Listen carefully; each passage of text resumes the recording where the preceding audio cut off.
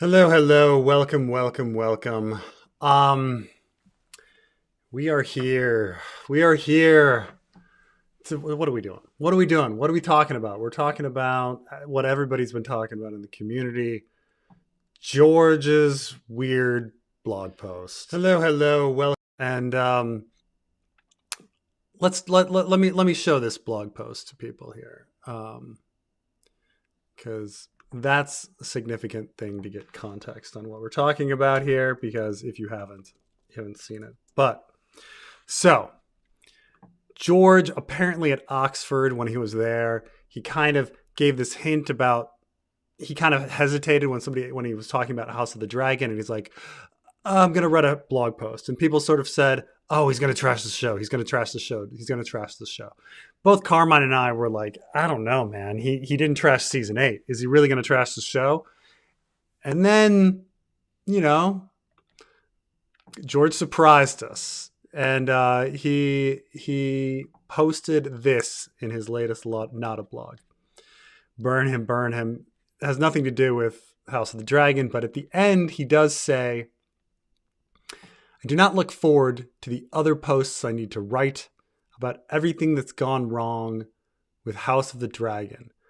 But I need to do that too, and I will. Not today, though. Today is a Zobra's day, when we turn away from the gloom.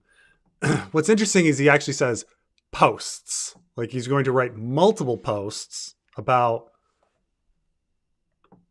everything that's gone wrong with House of the Dragon. Now, for those that are looking forward to George somehow trashing Ryan Condal or Sarah Hess or any of the writers, I do not think that is going to happen. I do not think that George is going to trash the writers at all. In the past, he has specifically praised these writers by name, and he's friends with them, specifically T. Mickle. And let me bring up House of the Dragon, like who wrote or at least who has the script writing credit on the season, because this is important, because George said he liked the first half of season 2. He said he liked the first half of season 2. He said he wasn't necessarily wasn't necessarily a fan of what they did with with Blood and Cheese, but he was a big fan of episode 2, and he for the most part said he really liked the first half. So, and frankly, episode 2, Rhaenyra the Cruel, is probably the best episode of House of the Dragon, period. It's a great episode, and episode 4 is pretty good too. That's the Battle of Rook's Rest. So after that, if we're talking about where House of the Dragon takes missteps, we're talking about the second half. Episode 5 is T. Mickle is writing. T. Mickle was George's writing assistant for a number of years. He's known her at least since 2018, possibly longer. 2018 is the earliest record I have of T. Mickle appearing in things George mentions and talks about. Eileen Shim, he mentions meeting with Eileen Shim. He doesn't. No. Eileen Shim, he praised for writing Driftmark last episode. So he had nothing but good things to say about Eileen Shim. David Hancock, he's mentioned him in like a list of writers, but he's never singled him out. And then Sarah Hess, who he's mentioned in a list of writers, he always puts her name first. And he's always said that the writers are doing a great job. And so if you think that he's going to somehow come out and say that the writers fucked up, that's not going to happen. I just don't like, if that happened, you can all say to me, Preston, you're an idiot. You fucked up. He really did trash the writers and said that they weren't doing what they're doing. It just seems so out of his personality and just inconsistent with what he's done in the past. So I don't see him trashing the writers. I think all he's going to talk about is probably HBO cutting the season short 2 episodes, and then the writer's strike happening, and then being unable to readjust and rewrite their scripts. I think that is exactly what his blog post will be about. I will be very, very surprised if he throws any human being specifically or any of those writers under the bus. Which is not necessarily, keep in mind, not necessarily my belief. I think that the problem with the season went well beyond simply the 2 episodes being cut. I think there's some structural problems with one, just the source material and how House of the Dragon is set up. You have 3 main characters that are established, and then they don't do anything and aren't given anything to do in season 2. I think there's a disconnect from how characters act from episode to episode. I think it goes well beyond HBO cutting 2 seasons or two episodes and there being a writer's strike. I think the problems go well beyond that. But I don't think George is gonna mention that. And if he does mention something wrong with like the script writing, it's going to be very, very distant and abstract and something, like saying like, I wish they would have done something different with Blood and Cheese. It's like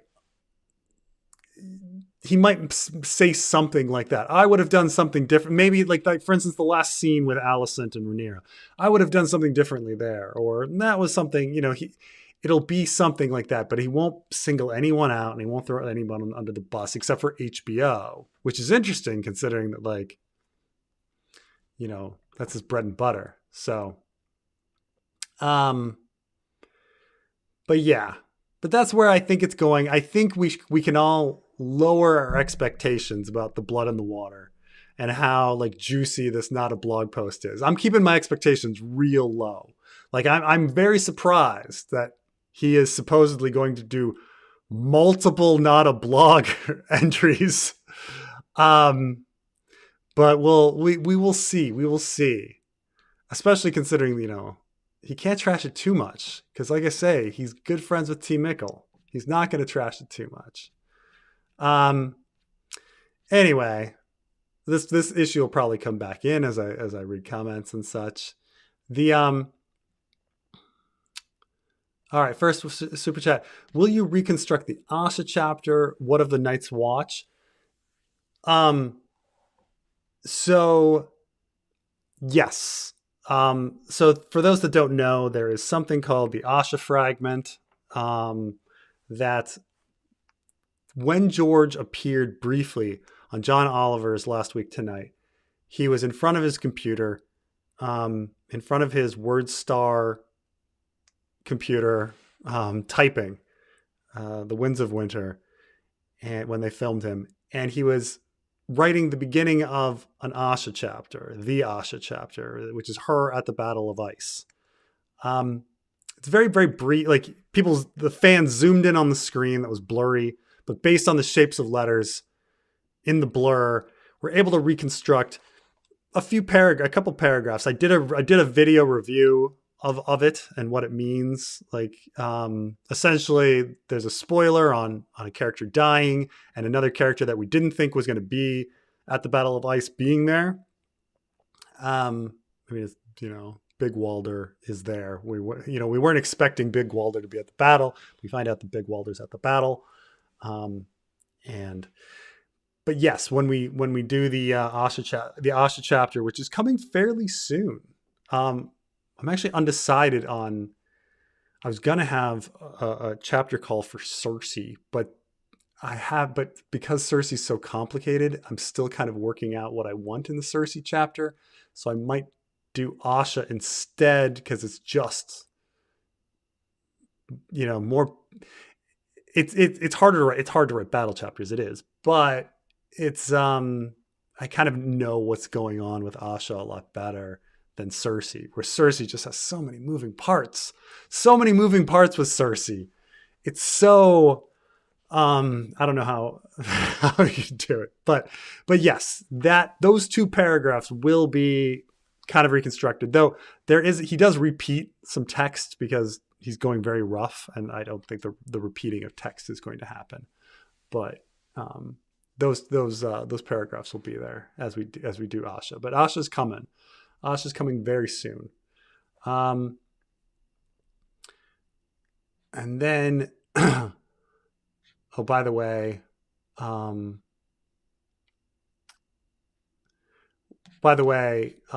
Carmine is correct. The Carmine's been talking back and forth about Rings of Power season 2. Carmine and I have the full season, but we haven't watched the full season yet. I've watched 3 episodes. Carmine's further than me, but we're gonna do a podcast on it. It's better than you think. Like, it's surprisingly much better than season 1. I haven't gotten to the end of it, so I don't know like if they're gonna stick the landing, but it's impressive. It's very impressive. How like it's significantly better than season 1, but I'm not yet sold that it's great or anything. But there's definitely some scenes where like there was a horse riding scene where they're chasing and the horse work that they're doing is incredible. I've never seen, like, it might be the best horse chase I've ever seen. It lasts very short period of time, but I'm like, that's kind of crazy. And they've really leaned into the horror elements, which is different and interesting, that it's very horror oriented. But yeah, we'll talk about that later. But impact of Thomas Sevens with Edmure and Red Wedding to Red Wedding 2.0. So when you get to the end of A Feast for Crows, Jaime is left on a cliffhanger there where he's greeted by Thomas Sevens, and you don't know it's Thomas Sevens, but you can kind of figure it out. And you kind of realize at this point that the Brotherhood Without Banners has infiltrated Riverrun, which there's lots of hints of this throughout the chapter. And then in Jaime 1, A Dance with Dragons, he is at Raventree Hall and Pennytree and all of us and with the Brackens. And then Brienne shows up and asks to go off with him. Now, in the original draft, there's an original draft. Brienne wasn't the person that goes and meets him. It's actually the sex worker that's with Bracken, who is in the Brotherhood Without Banners. And she's the one that lures off Jaime. And so the idea is that the Brotherhood Without Banners has been tracking him. So I think when people look at the Thomas Sevens thing and they're like, oh, the Brotherhood Without Banners has infiltrated Riverrun. And I think when people see that, and because it was changed to Brienne, it's the connection of, no, they've been tracking Jaime. That element has been taken away. And you more think about it in the sense of, what are they doing at Riverrun with the phrase? So the focus kind of shifts. It's like, yes, the Brotherhood Without Banners is focused on the phrase, obviously, but the focus on Jaime is not as strong when you change the character away from the sex worker to Brienne. Like, you don't get this connection that, like, oh, the Brotherhood Without Banners was at Riverrun, and now the Brotherhood Without Banners is, with Jaime Pennytree, and that's the follow, because he's eventually going to get captured. Now, as for Red Wedding 2.0, I never so people, this came up a couple streams ago, and people were like, wait, Preston doesn't like Red Wedding 2.0. And I don't like it on a number of levels. Like, one, I just think it's like, you're doing the same thing again, but flipping it. Okay. But the other thing is, like, it seems so useless. There's so many phrase and they're so spread out that there's no way you could possibly get all the phrase into one place at one time. So what's the point? Not to mention, like, you're talking about, like, what's the plan? Like, killing women and children? Like, what's the point? Now, granted, the show did the Arya thing and then just kind of ignored the fact that women and children exist. And that Robb Stark was introduced to a long line of Frey women, and they just kind of ignore it. And they're like, yes, the phrase, now we never have to talk about the phrase because Arya poisoned them all, But in reality, like, you can't get rid of the phrase. Like there's just too many of them. And to get rid of them, you have to be really cruel, like killing toddlers and babies and like all over the map, you know? And that's just not going to happen. You know, it's logistically, it just can't happen. So I don't know what, like the Red Wedding 2.0 thing, you know, people bring it up and I think it's a big focus on it because it's Thomas Sevens at River Run, but that is more about tracking Jaime than it is about targeting the phrase. But even you go beyond this, I'm thinking more like in a writing sense, logistically, how do you get to Red Wedding 2.0, like being shown, or do you show it? Is it just something people hear, you know, off screen? Oh, did you hear? A bunch of the people were murdered at Davin Lannister's like wedding. Oh, geez. Okay.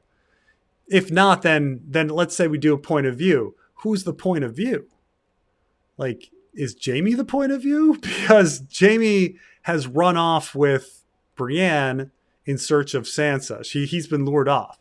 So who's the point of view? Is it like, why is Jaime at this wedding? And if he's at this wedding, how does he go from getting lured off by Brienne to this wedding?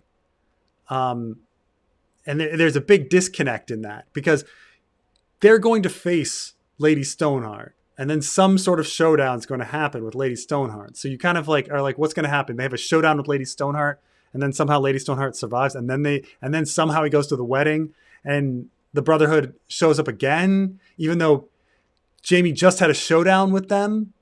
Like, wouldn't he recognize the Brotherhood people and things like that? Like, people talk about it as this like concept that just has to happen. But when you actually think about who's going to be there and who's going to watch it, well, it has to be either Jaime or Brienne.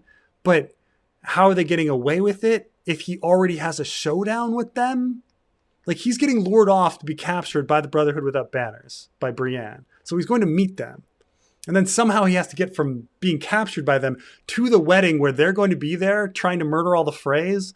Like, I never understood like how plot-wise you would get from A to B, which is why I'm just like not a fan of Red Wedding 2.0 as like a concept. It just doesn't seem to make any sense to me. Like, yes, there's a wedding, like, you know, Davin Lannister mentions his like wedding is going to happen. He has to marry a Frey, and everyone's like, "Oh, and the Brotherhood without banners is killing Freys, and they've infiltrated River Run." Okay, who's going to watch this? Who's going to be the point of view, and who, you know? It doesn't. Once you get to that aspect of it, who's going to look at it? It falls apart. Anyway. Which show-only secret would you be more interested in learning about? Brienne's route through the neck that avoids Moat Cailin, or Rhaena's route down the giant lands that avoids Snow Sky, etc.? Well, it could be that she's at the I think in House of the Dragon they're claiming that she's at the Bloody Gate. So I think they've taken her down from the Eyrie past, you know, Snow Sky, and are at the Bloody Gate, and then they're out the Bloody Gate. I still think it's a fucking stupid scene. Okay, like they're walking, and then she runs off, and no one's like, where did she go? We better go back. That's the king consort's daughter. Like, no one would allow that to happen. Like, nobody would allow that to happen. Somebody would be like, where the hell did she go? And not to mention the guy on the top of the Bloody Gate would be like, why is she running off that way? Maybe we should send some soldiers. Like, someone would do something. It's a really silly scene. But I think it's at least from the Bloody Gate so that she's not running down the mountain. So she's just kind of running around the lowlands of the Bloody Gate area. You know, I think, or either the Bloody Gate or the Gates of the Moon. I mean, one of the two. She's running around, but that's my guess. But yeah, Brienne's route around the neck is pretty funny too, though. Uh, Theory: Shireen escapes the wall, but gets blamed for causing the Grayscale outbreak and is burned, or people burn her out of fear after the outbreak.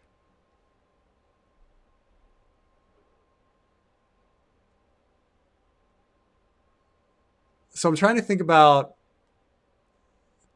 So you're saying like like at the wall there would be some sort of grayscale outbreak or something that people would suddenly be scared about and then want to kill her. Um, or they hear about it somehow from King's Landing. So some people have pointed out to me that the grayscale outbreak um, kind of doesn't make any sense because there's just not enough time left in the story. So Grayscale is kind of slow going. It takes years to kill people. And there's like 2 years left in the story, right? Like the story has to wrap up in about like that's the most. Like the is 2 years. But realistically, as the speed of the story is going, we're talking about maybe only 1 year left in the story, Like, and so how far can Grayscale spread? And so I think some people bring up the Gray Plague instead, that somehow this Gray Plague, the Gray Death, which is the swifter version of Grayscale, will somehow happen. And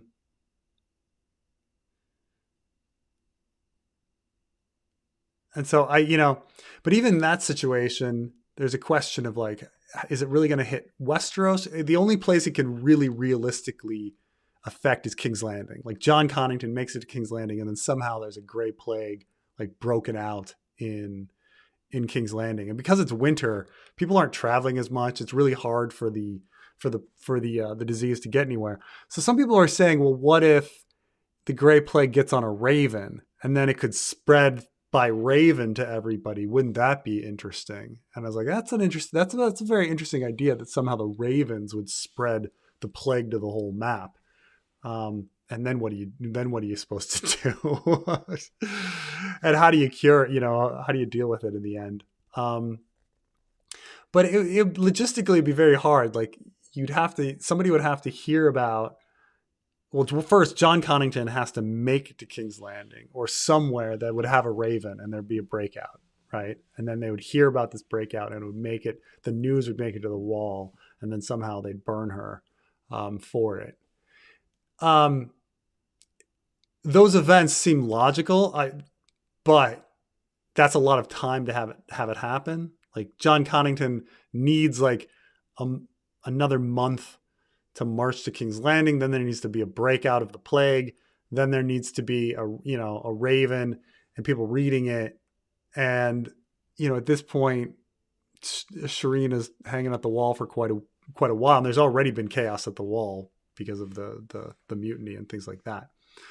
Not impossible. No, it's not. I mean, not impossible, but it's definitely something where you have to like think about the events and how people are hearing about things, and introducing that Gray Plague early as something that would really hurt King's Landing. But then once you have that Gray Plague, I don't even know how the Gray Plague would play into support for Aegon. And like once you find out that King's Landing is filled with Gray Plague, wouldn't like Aegon's support fall? Because you need to have Aegon have enough support for him to have a battle against Daenerys, things like that. So it's certainly an interesting idea. And yeah, I don't know what to do, but yeah, we always get this idea that somehow it was the religious zealots that did it. But yeah, there is Val's sort of talking about that, how Shireen should be killed. Hi, Prest. Since we more than likely won't have a final book, can you predict Victarion's ending based on how you think George R. R. Martin is pointing to, and also based on how you would write his ending yourself? So we know that originally George R. R. Martin wanted to kill Victarion fairly early, and then he changed his mind. And so the original outline for A Feast for Crows, he left a chapter marker that just says Victarion dies, for one of the chapters. So the idea was that the chapter after the Reaver would be a Victarion dies chapter, and um, and so I guess the idea was that originally Euron was going to go to Slaver's Bay, and which, Dany's vision at the House of Black and White about the House of the Undying, about the Greyjoy, you know, was fairly ambiguous. It could have been Euron, it could have been Victarion, and so George just switched in Victarion to go instead, because he liked where the Victarion story was going, and he liked writing it. So I think like what George R. R. Martin really was thinking is, I'm going to kill this character eventually. I just am not ready to kill him yet. I'm just not, and then he just keeps going, keeps pushing it out. But the idea is that Victarion is like probably in George's mind high on the need to kill X list, you know. But then once you swap out Victarion for Euron, and and you add things like, him stealing a dragon and things like that, maybe he just thinks that Victarion will try to mount the dragon and then get eaten by the dragon or something, get killed, and that's the end of it. But once he gets the dragon back, and then he's killed or something. But he proved useful and interesting enough that George R. R. Martin kept him alive. So I mean, I really do think that George's mindset was, I need to kill this guy off, kill him off as quickly as possible once he gets that dragon back. And then I can focus on Euron through the Aeron perspective or something, or the Sam perspective. But for me, I think the Victarion character is super interesting too, and I am not as willing to kill him off as George seemed to be. And so, as for an ending for him,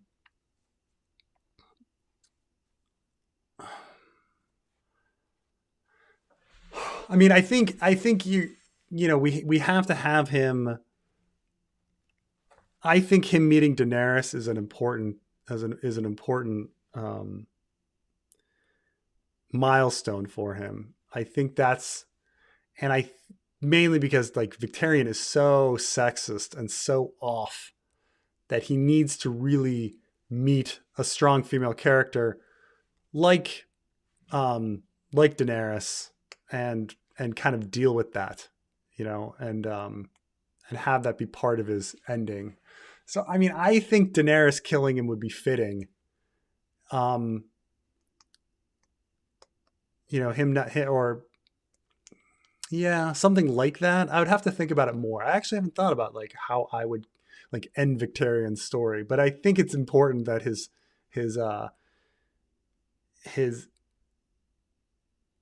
that he address his insecurity about his masculinity and his hatred of women and things like this. I think that's an important aspect of his personality that needs to be kind of resolved or dealt with. Yeah.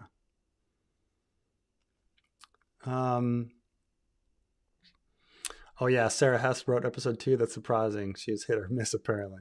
Yeah, I mean, a lot of writers are, but again, I think when you put writers credit, like I think it's always a group effort. It's just kind of like who did the most work. So I don't know. When I see like, oh, they wrote this. Well, I don't think they wrote it alone. I think these other things. Yes. Yeah, I've watched the first 3 episodes of Rings of Power. I have not watched the whole thing. I'm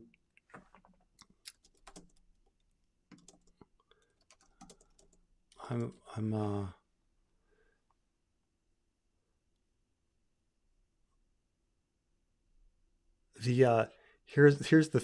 is the dirty secret though that I have with like Lord of the Rings, Rings of Power. I keep forgetting all the fucking characters' names.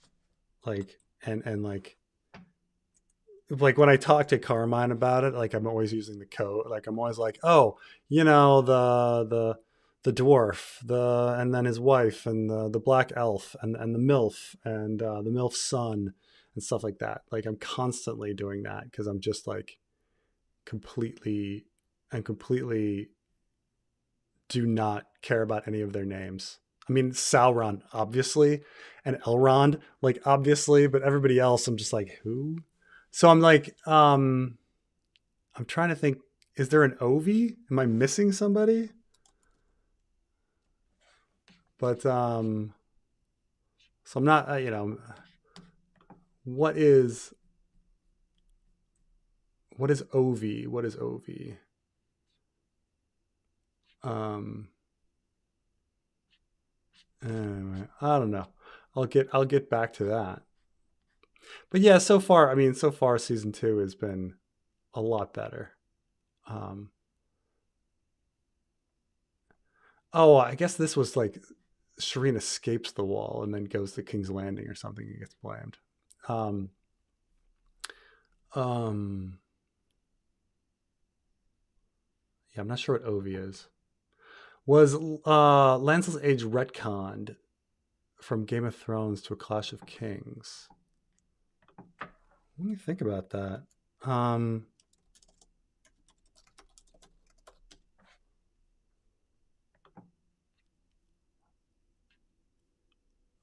Let's see here.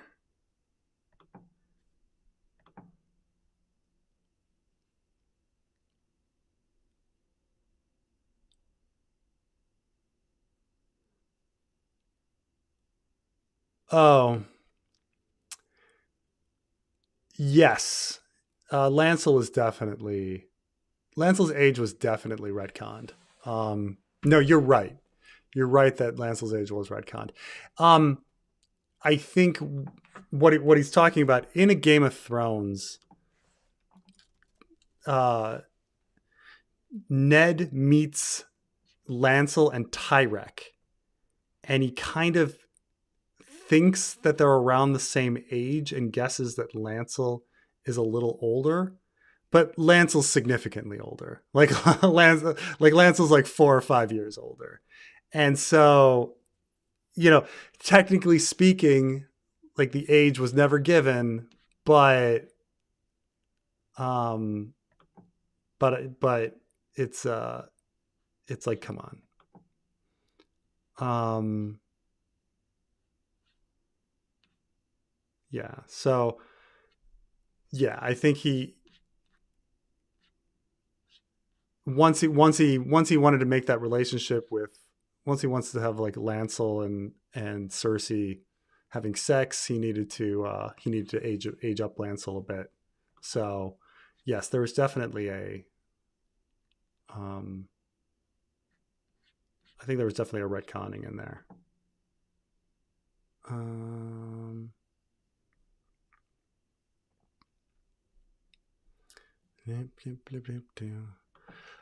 Theory.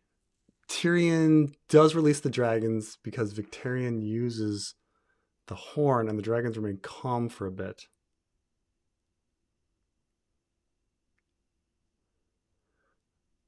This is this idea that some of the dragons would get recaught. So right now, of course, in Slaver's Bay, Rhaegal and Viserion are loose, right? And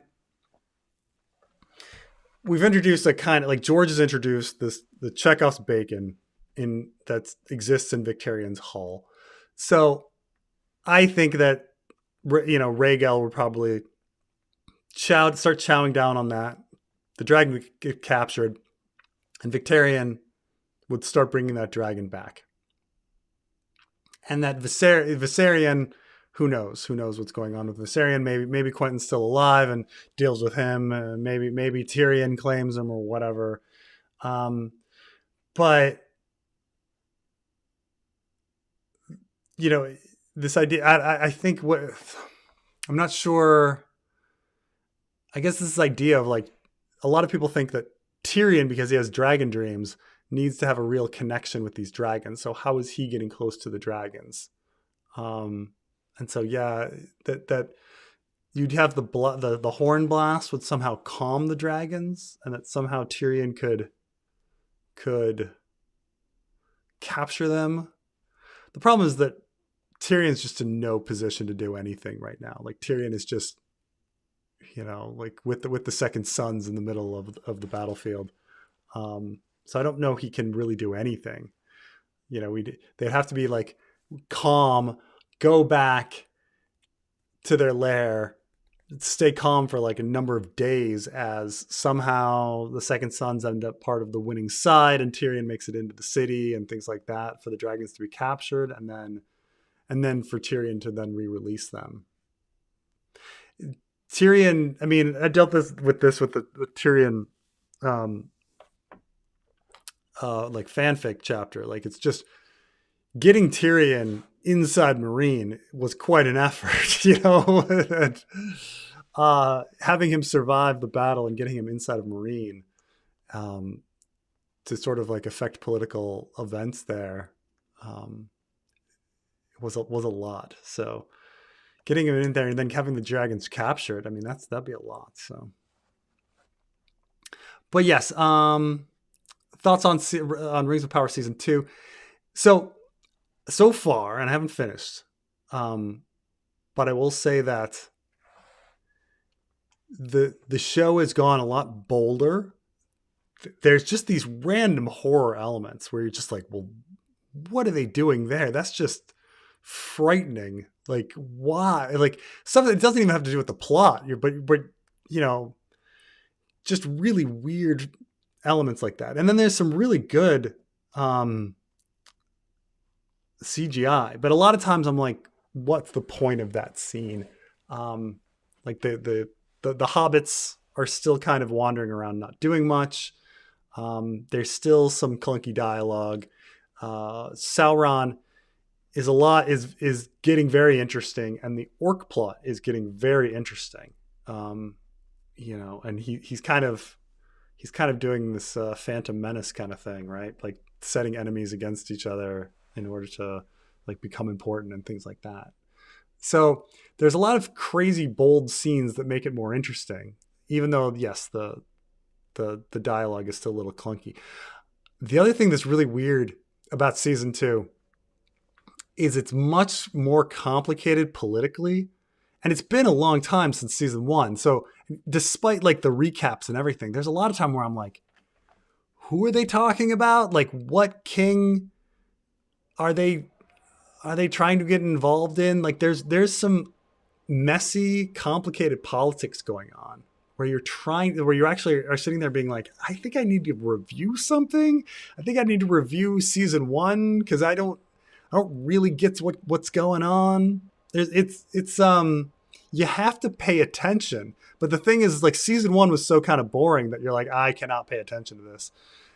And, it was so slow, but now it's like, there's so much, it's so complicated where you're like, who are they talking about now? And what? So I do feel it's better. I do feel it's better acted. I do feel it's better directed. I do feel it's better paced. I do think they're making bolder, more interesting choices with Rings of Power season 2. I really need to sit down and finish it and give you like my full feeling on the whole season before. Carmine will be in later and he'll talk a little bit about what his thoughts too, but I'm just I'm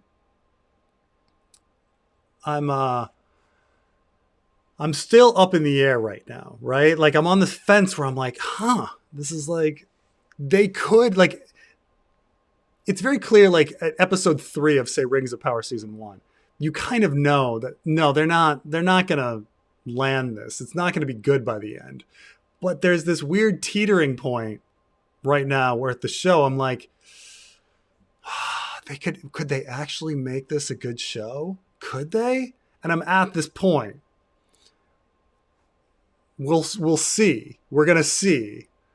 But I'm like, I'm actually like questioning myself. I'm like, could they actually do it? Because I will say there's some bold choices that they've made, though the dialogue is still clunky. I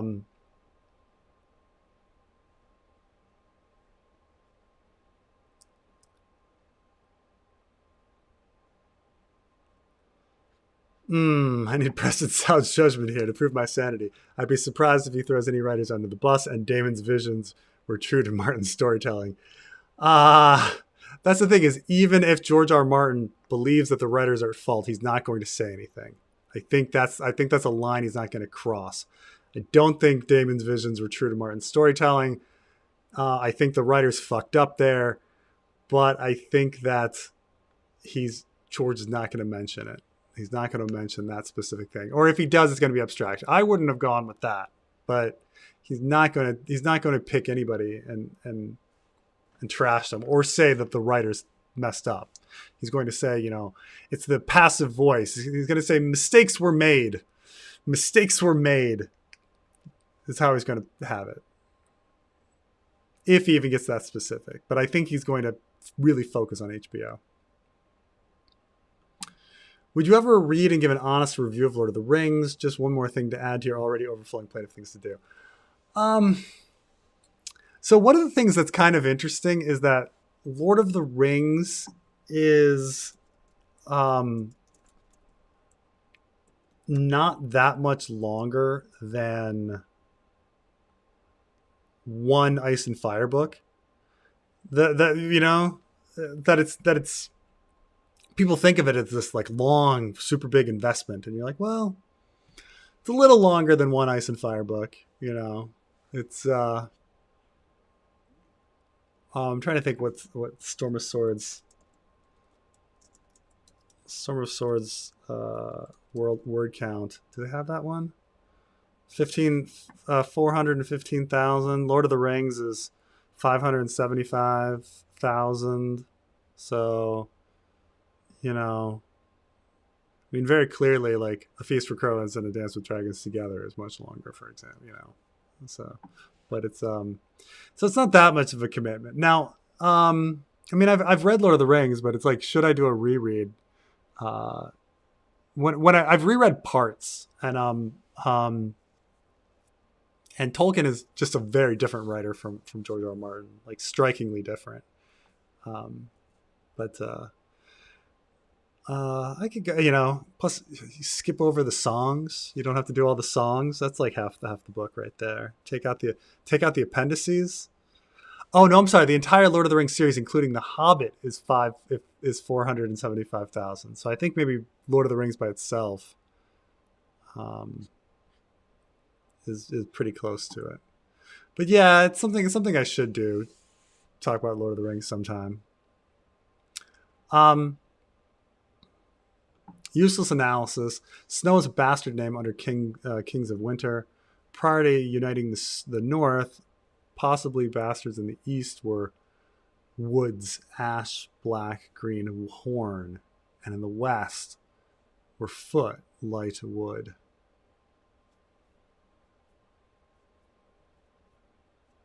It's a very good point that the unified kingdoms and the bastard names they use require there to be like seven solid kingdoms, right, long existing. So for these traditions to come about, which historically that's not even like the case, like the Ironborn had the Riverlands. Why aren't the people in the Riverlands suddenly called Pike over that period of time or whatever? Why are they still called rivers? And why in the Crownlands are they called waters when the Crownlands have only existed for 300 years? Like, to some peasant in the Crownlands, okay, when he used to be part of the Riverlands, or another part used to be part of the Stormlands, like why would they switch their conventions? Was there some like legal decree like you better start calling your kids waters now? But we used to call bastards rivers. Like, I don't understand, like, was there, it doesn't unless there's some sort of like legal decree by the king, like that these are the bastard names that thou shalt use. It's a little silly, because then why are they doing it in Dorne with sand and stuff like that?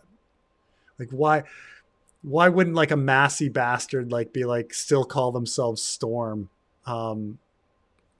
instead of waters switching over. And you're right that like before these unified kingdoms, they should have had like just random other uh, bastard kind of names, right? Like for their localized area, or not at all, you know? Or yeah, we didn't do that bastard thing. We just bastards. Why would we give it? Why would we even give bastards last names? I don't have, you know, the peasants don't have last names. Why should we get bastards have last names? Things like that. Um, yeah, it's all fun and stuff, but once you really analyze the bastard naming thing, unless there was some sort of kingly decree, it doesn't make any sense. Yeah. Another thing, thank you, Nick. Another thing fucking ruined for me with Ice and Fire. Um, that that these conventions, how did these conventions happen? You know, like it's ridiculous. Like everybody speaking the common tongue. Um, Travel tips to Croatia, Slovenia. Thanks. Um, okay. For Croatia, I've only been to Dubrovnik. And so to do my like Game of Thrones kind of tour. And that was super Dubrovnik was beautiful, super, super interesting. I actually have more um interesting things about Slovenia. So let's see here.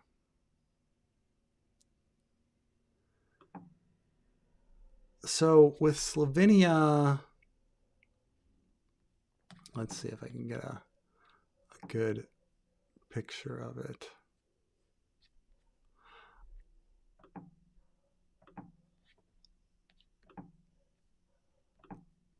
Because here we go.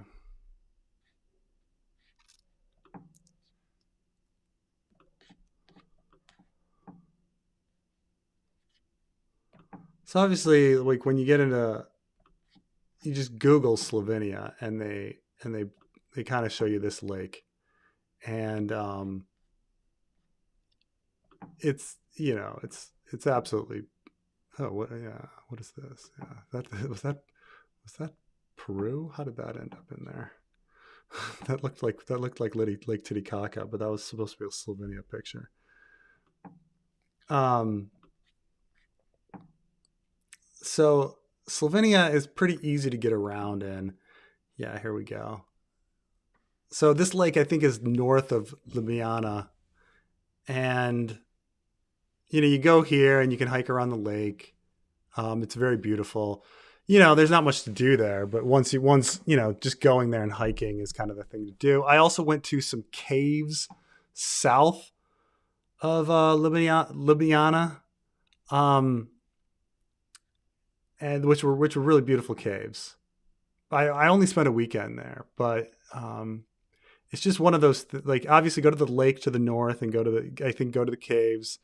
The capital is very, very charming. People are very friendly. It's for Europe. It's super cheap, but it's very, very beautiful. And then Dubrovnik was in Croatia was great. I haven't been anywhere else because I did a trip where I we flew into Montenegro, and then we went from Montenegro to Dubrovnik.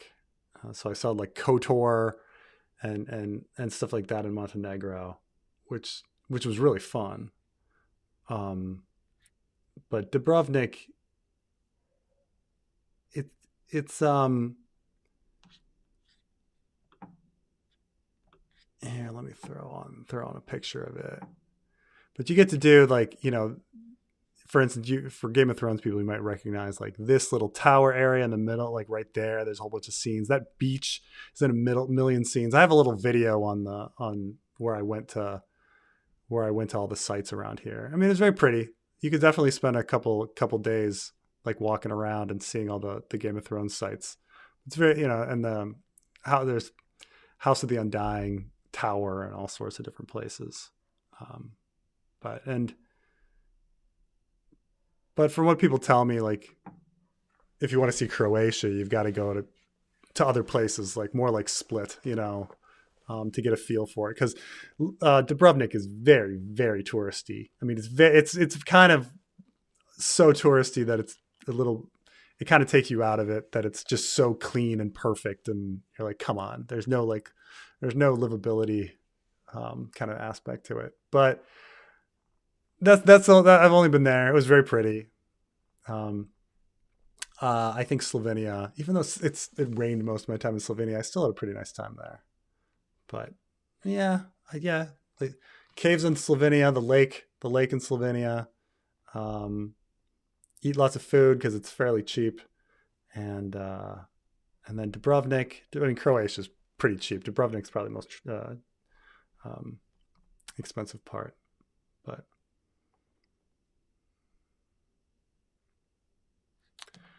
Would you compare that Rings of Power Season 2 significantly improved much better as Wheel of Time Season 2 was much better at Amazon?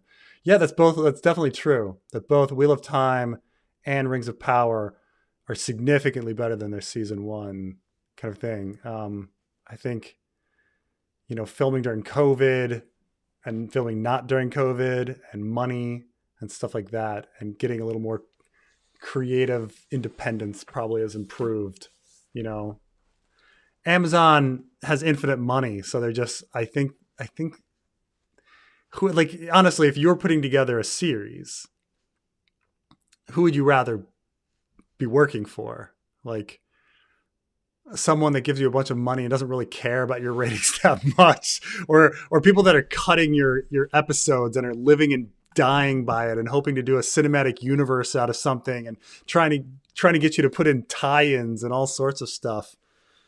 I mean, it just seems like Amazon, you'd have more freedom just because they're so flushed with cash at the moment.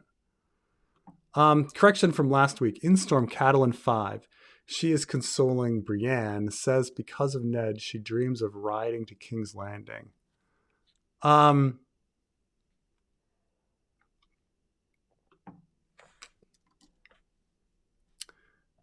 me see here. Catelyn 5.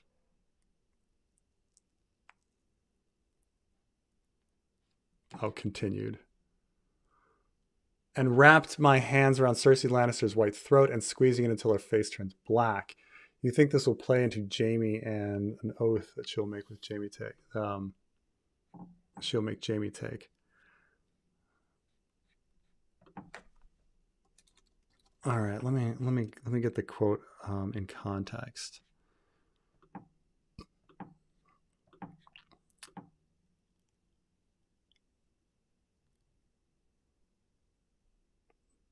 This is Cat 5. Here we go.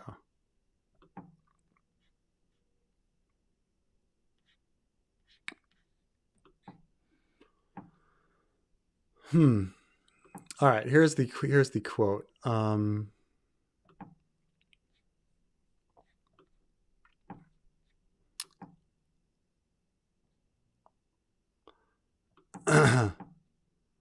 You're wrong.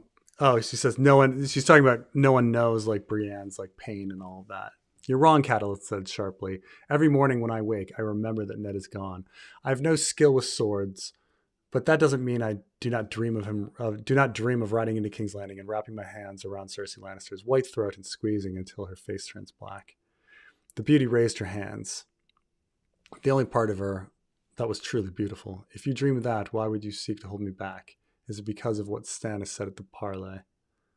And let's get the response to that, because I think it's going to be important. Was it? Catelyn glanced across the camp. Two men were walking sentry in hands. I was taught that good men must fight evil in this world, and Renly's death was evil beyond all doubt. Yet I was also taught that the gods make kings, not the swords of men. If Stannis is our rightful king... She's kind of dodging the question there.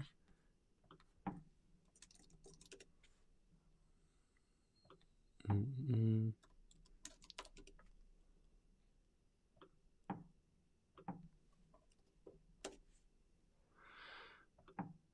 He's not. Robert was never the rightful king either. Even Renly said so much. Jaime Lannister murdered the rightful king after Robert killed his lawful heir to the Trident. Where were the gods then? The gods don't care about men no more than kings care about peasants. All right, I'm going to go one more line here to see, because they're kind of just meandering in and out of conversation here. A good king does care. Okay, so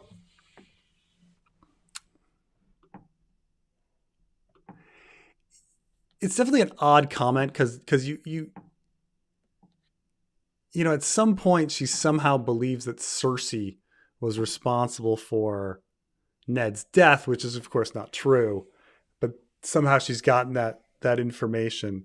And so, yeah, you'd think that she would somehow be looking for vengeance against Cersei if she really believed that.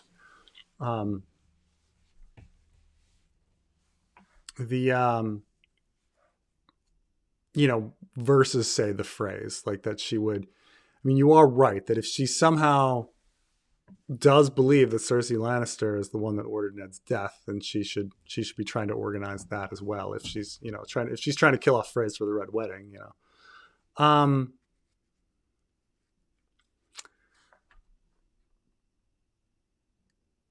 But as it comes to like Jaime making more oaths, I don't think that that's where the story is going.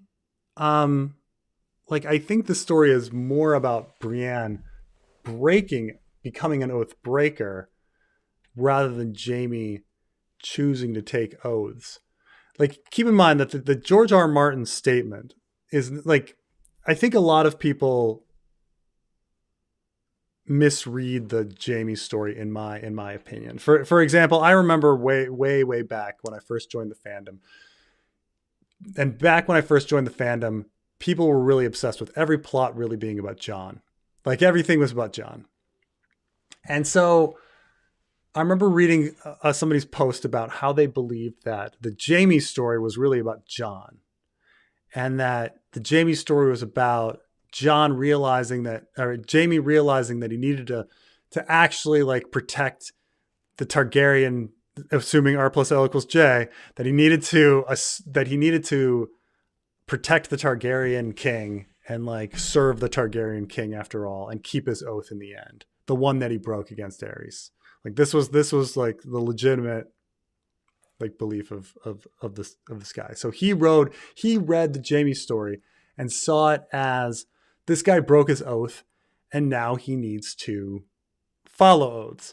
And it's true that if you're sitting there just looking at the chapter with Jaime handing the sword to Brienne and being like, we need to keep our oath to find Sansa and all of this, then maybe one could come to that conclusion that Jaime's story is about like learning to keep his oath. But the thing is like, Jaime breaking his oath is a good thing. It was always a good thing. He should have stabbed Aerys. He needed to stop him from destroying the city and killing hundreds of thousands of people.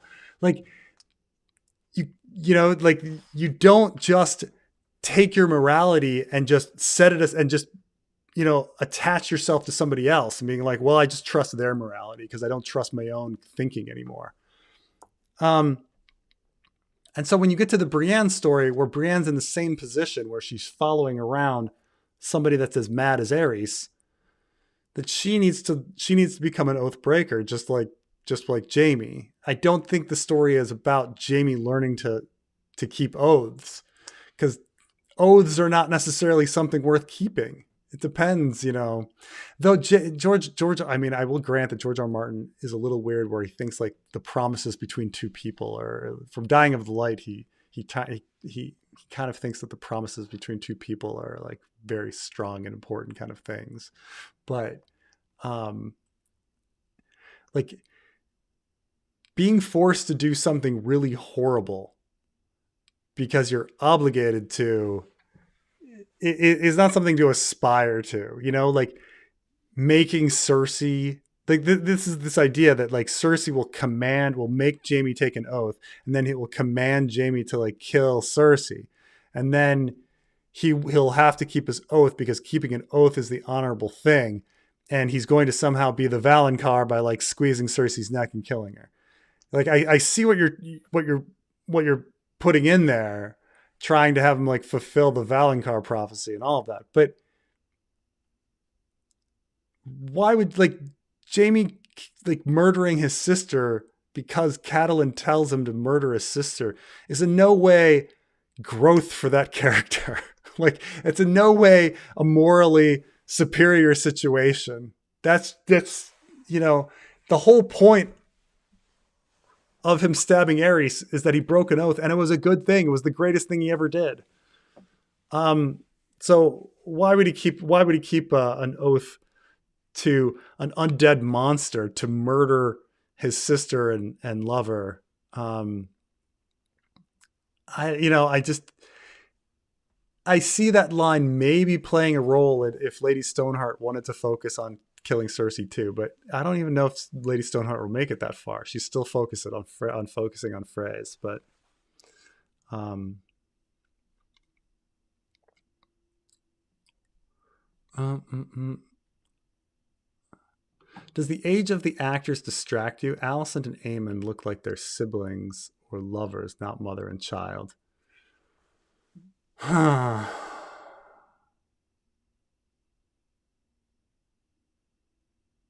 Hmm.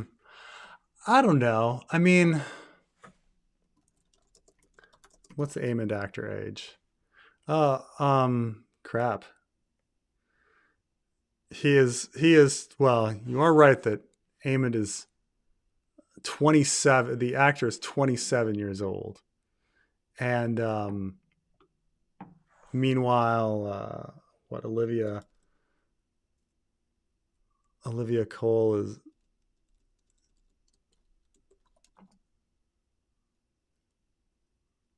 oh, not Olivia Cole. I'm sorry. Why am I Olivia Cook? I don't know why I'm fucking these things. She's 30. I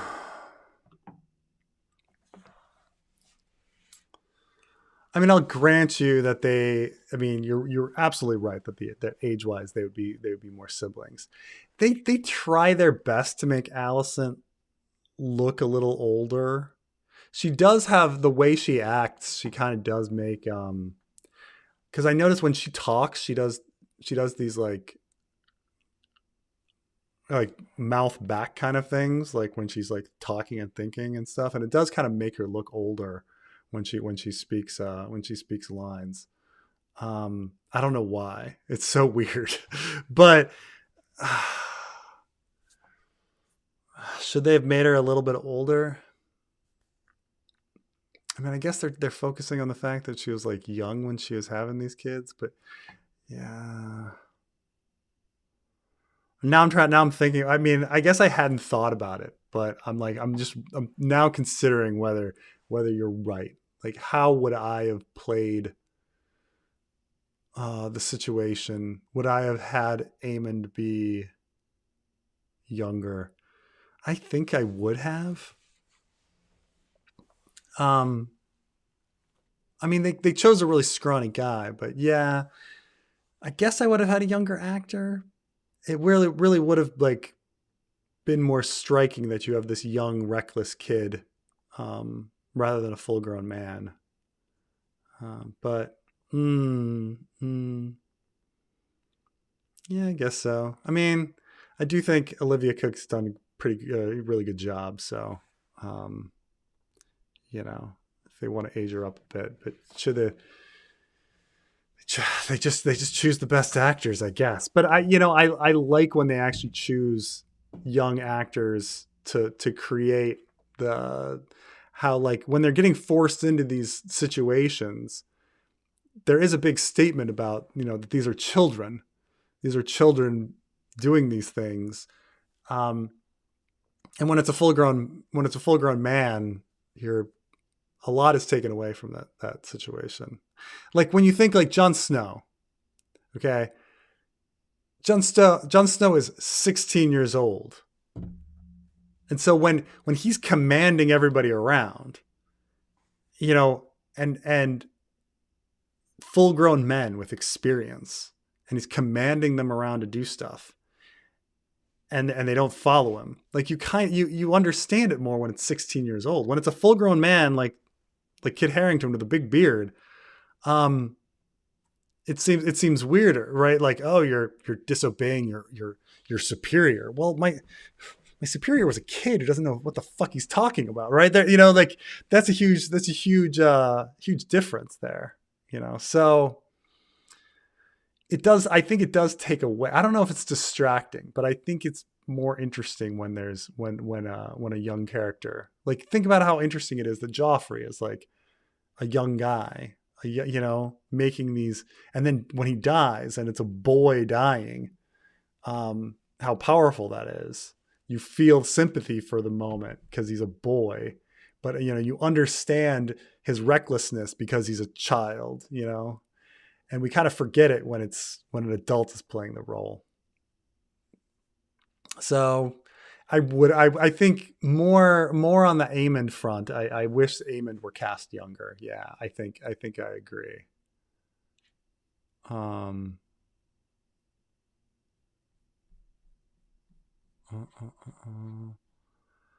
The Winds of Winter opens Dany on a ship, slower reveal. It's the Narrow Sea. 3.5 years have passed. Aegon on the throne. The rest is remembrance. That's how you do it. Well, unfortunately, we already have the sample chapters, though. I mean, unless there's a break. But yes, if he decides to trash the whole book and then does a jump, I'm trying to think if it would be possible. Could you say you threw away the sample chapters? You throw away the sample chapters. Can you pull off a 5-year gap?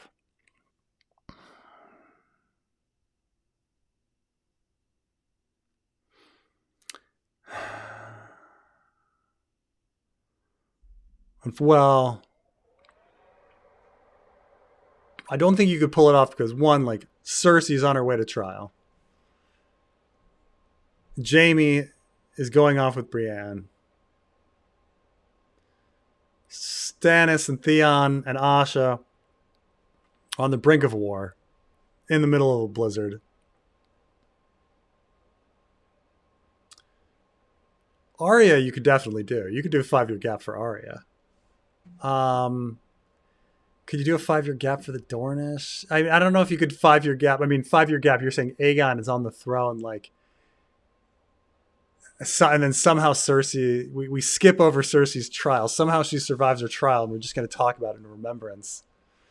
And somehow Stannis has been on the throne, and somehow he won that war. He won the Battle of Ice, and he's been sitting around for 5 years. I don't know. Sansa's been living at the Eyrie for 5 years. Winter, has it been winter for like 3 years, or like, how long has winter been going? I mean, it would be incredible if, like, out of nowhere he fucking 5-year gaps us, and everything that was on a cliffhanger is just fucking dealt with and passed. I mean, that would be hilarious, but be harder work. I think it would be harder work than the alternative.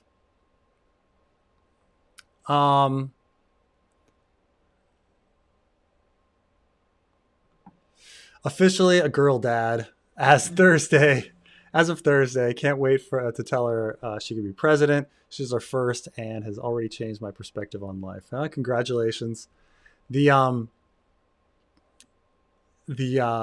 one of the things that's like when you have your first kid is in those first months, probably all the way up to your first year, you're just constantly scared like that the baby is just like gonna simultaneously die or like have SIDS. Like, so you'll wake up in the middle of the night and just be like, and look at the baby monitor and be like, and stare at the baby monitor and being like, is the baby moving? Is the baby moving?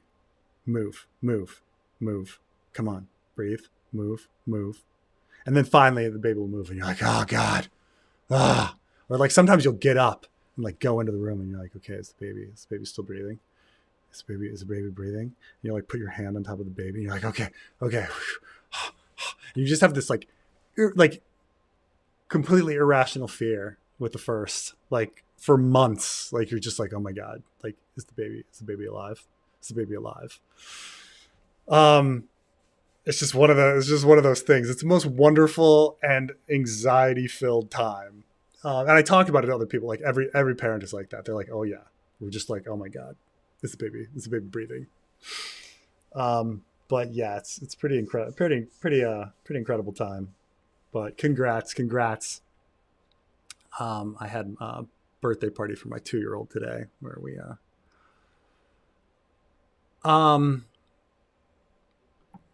just watched the She-Wolves of Winterfell video. Might be my favorite video of yours. Also, thoughts on Otto taking Hobart's role and leading the Caltrops. I do think that that's what they're going to do with Otto. Once somebody said it to me, I'm like, that's too good of an idea to not do. That Otto normally just gets, beheaded by Rhaenyra when she takes King's Landing, but it's kind of just a not very fitting or not very interesting end. I guess it's a fitting end, but it's a not very interesting end considering all the shit he fucking did, right? It's not a very interesting end to him. And, they've got a great actor for Otto. So why not, rather than some rando, Hobart Hightower, like doing this incredible fucking scene and the Caltrops scene. The Caltrops thing is, it's super interesting, super fucking great little story. Why not give that to Otto? Of course they should get it to Otto. You're absolutely right. They should give it to Otto. And I hope they do that. Yes. She-Wolves of Winterfell video. Yeah, that's an interesting one because it's just one of those ones that like I'm like no one is. I didn't think anybody was really interested in that one, but I went back and I looked at the family tree and I was just like, why would George put this family tree in? What is he thinking? What's the situation? Like, why am I mentioning Lionel Snow? Why? And in an interview, him talking about there being 5 widows and just trying to piece it all together.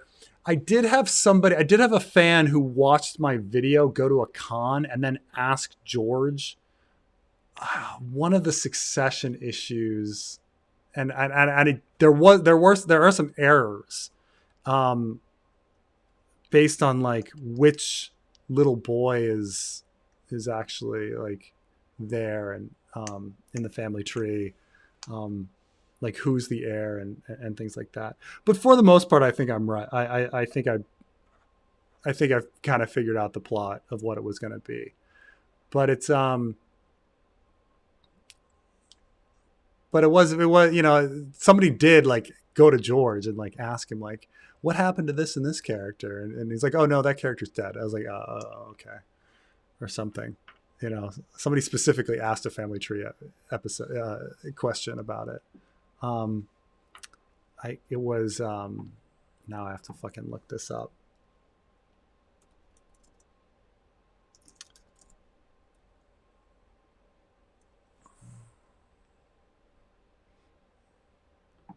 Let's bring up the actual like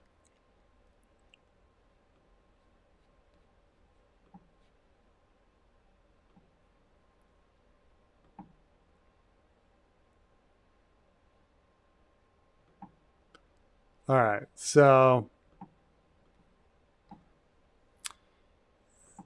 here on I'm going to try to remember what it was. So the main character I imagine of the story is probably going to be Laura Royce, right? And then she's going to be really relieved that Dunk, a Southerner, has arrived and is going to help her out, right? Because she's dealing with all these crazy Northerners.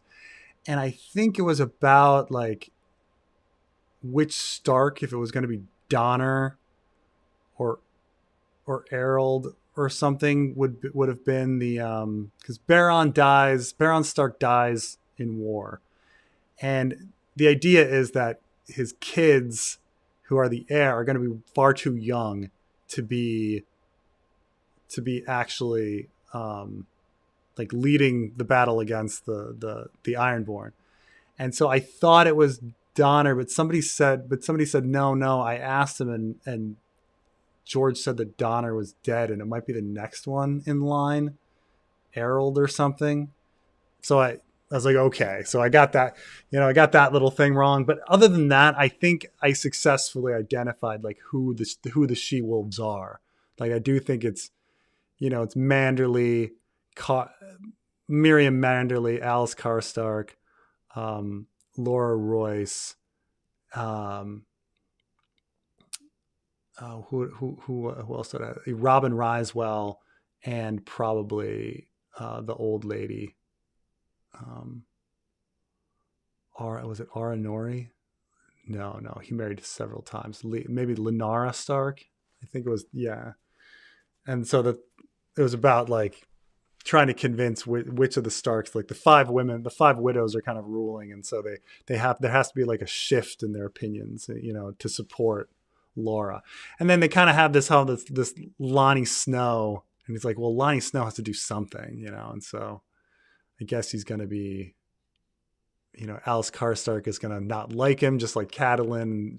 But they need to convince him to lead the army, would be my guess on the plot, so that they can bring people in and, all this stuff. But anyway, go through the whole plot. We'll see. I mean, we'll see if George, with Dunk and Egg happening, George might switch to focus on finishing Dunk and Egg stories.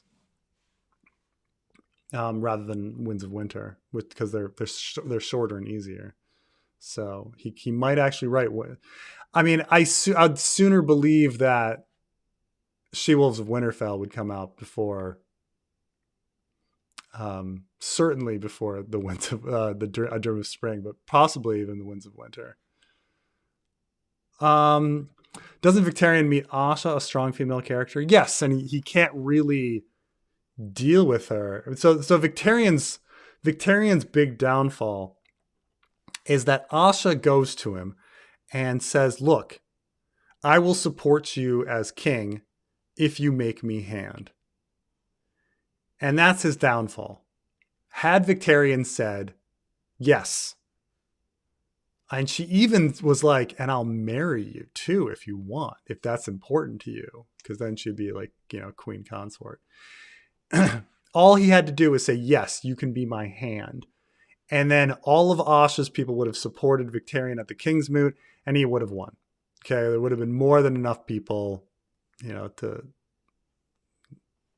possibly, I don't know, maybe it's ambiguous on whether Euron would have converted all these people over. But nonetheless, he would have had so many people supporting, but they split the vote is the idea, right? Had Victarion, but the only reason he rejected Asha is because she was a woman. And so that's the sticking thing. Victarion didn't get to be king because he couldn't even accept like a woman as hand, like because he was so fucking sexist, right? That kind of thing is his downfall. And so, yeah, he meets Asha and he dismisses her, So, and so he's got to deal with it. He's got to deal with that problem. Any advice for dealing with loneliness and finding your people at college? I'm going away for a second year soon and want to get a better experience. Yeah, I understand that, like, yeah, college can be super, any new experience can be super lonely, especially when you first get there, right? Before you kind of make friends. So I think, it's very important to either, it depends on your college, because like some colleges don't have dorms, for example. Like, obviously you're going to meet a lot of people in your dorm if that's, if it's a dorm situation. Sometimes it's not a dorm situation for a second year. But I think it's important to kind of like do extracurriculars. to meet people. Um, there's so many opportunities with the extracurriculars, whether it be, I don't know, theater or rec running, rec badminton. It doesn't matter, but you have to. I would really recommend to have an activity like that. Um, the other thing that's and granted, that's in the short term, like when you do that first, when you get there, you want to meet people. Like you got to meet people. I mean, that's the most important thing in college. The classes are secondary.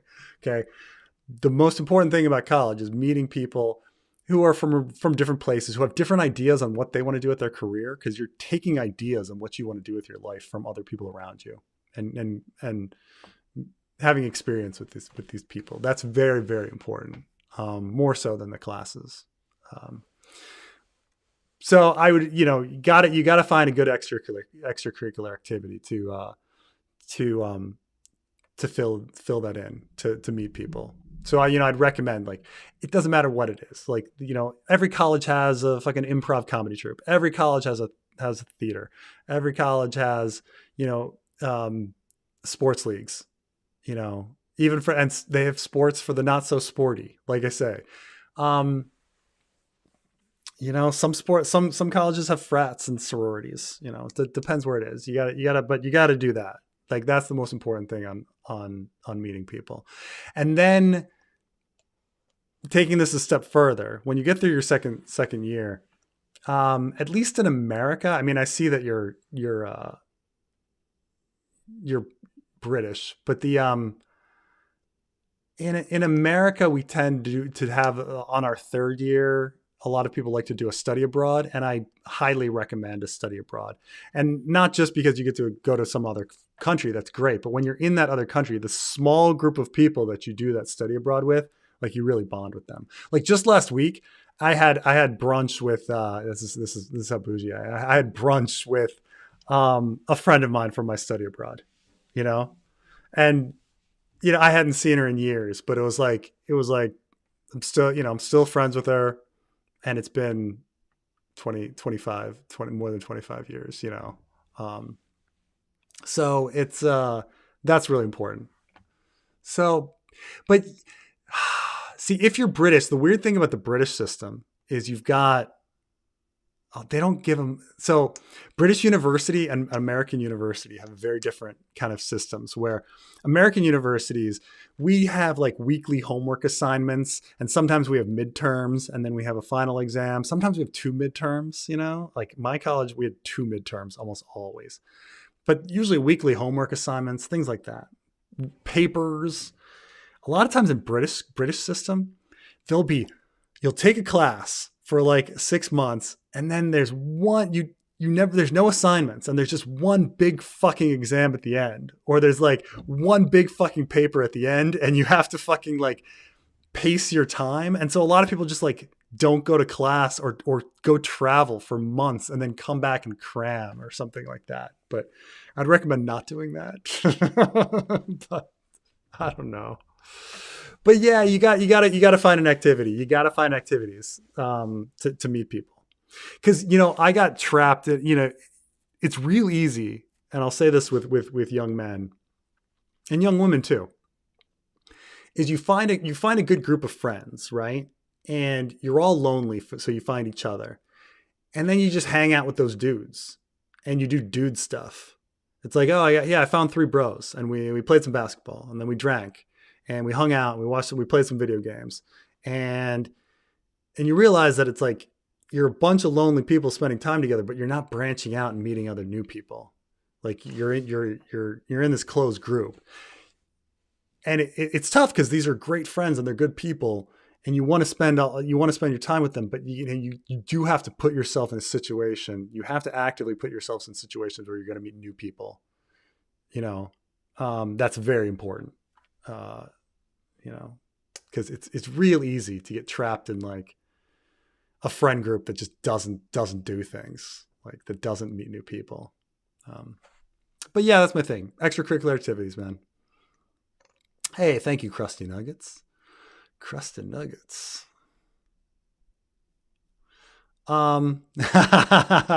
Oops, I'm sorry. I was asking an unrelated question about Ovechkin because yeah, I know you're from DC. I didn't know if you watch hockey though. Um, let me check on Crust and Nuggets. Um, oh, are you an Ovi fan? Oh, I'm so sorry. That Ovechkin. Gotcha. No, no, no, no, no. So I shit you not. I had a dentist appointment um uh last week, and my dentist is super into hockey. And you know, I'm from DC. I've been to a few Caps games, obviously, but like, I didn't know that Ovechkin was called Ovi. I guess I'm out of the loop. I'm sorry, but anyway, I was at the dentist and he brought up Ovechkin because I was, because we're just going in like to various imperfections of people's teeth and things like that, and you know, uh, my dentist was like, look, everybody's teeth are imperfect, and what makes teeth imperfect is they look real. If your teeth are too perfect, they don't look right. And if they're too white, or if they're too straight, if they're too, and then people are like, what's wrong with him? Because his teeth are too good, right? And then he brought up Ovechkin, how Ovechkin um, hasn't fixed any of his teeth, and they're just a fucking wreck. But then he was mentioning how like it's somewhat understandable that hockey players don't get their teeth fixed while they're playing. And that's because now when you get a tooth fixed now, a lot of times if your tooth is just all fucked up and crazy, they will give you now dental implants. And the problem with dental implants is a dental implant is not now a tooth sitting in a gum. It is a tooth drilled, screwed into the bone of your jaw and skull. So now I want you to think about how painful, like how horrible this thought is. Okay. Oh, you're going to get cringe. Imagine now, as horrible as, say, getting hit in the face and having a tooth fall out, or a tooth get knocked, or, bent or whatever. Now you're getting hit and that tooth is now ripping the bone from your skull or jaw, right? Like the fact that our teeth sit in a soft gum situation is actually like a safety thing for protecting the rest of your skull, right? We don't think about it like that, but like, if you get hit in the face, like that's not pulling like and knocking like your whole fucking skull and jaw and breaking it apart. Like just that tooth is going to move or break. Like it's actually a safety mechanism that you have gums like that. Like rather than having the teeth be part of your fucking mouth and gums. So if you're a hockey player, no, you don't get your teeth fixed while you're still playing. Because, oh my God, next time you get fucking bashed in the face, it's going to be fucking horrible. Right? Anyway, random story, but yes, like bringing up Ovechkin, thinking DC, but yeah.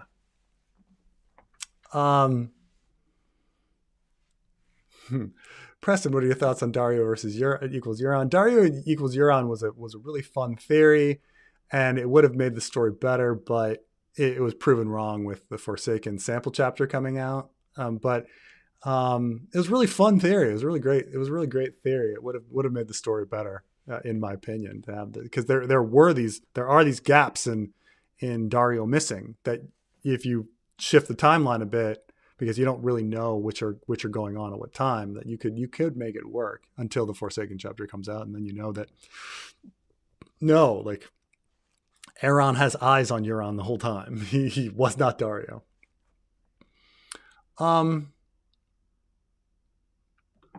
Hey PJ, how would Lemongate manifest in the fanfic? Who is the next chapter point of view? Will you do a House of the Dragon season 2 fix or season review? I don't know about I don't know. I should do something on House of Dragon season 2. I don't think I'll do a fixed. But at some point I should sit down and like really think about the season and do a proper review on what I liked and did right and wrong on it. It's just that I'm so busy right now that I'm not like thinking about it. As for like Lemongate, yes, Lemongate is going to manifest in the fanfic, and the question is like how soon is the real issue? Um, So Daenerys 2, which is coming up in the fanfic, keep in mind. Just to get an idea of like where we are here. Okay. So plus I just gotta so nip down. Let's get me all the way to the table of contents. Okay.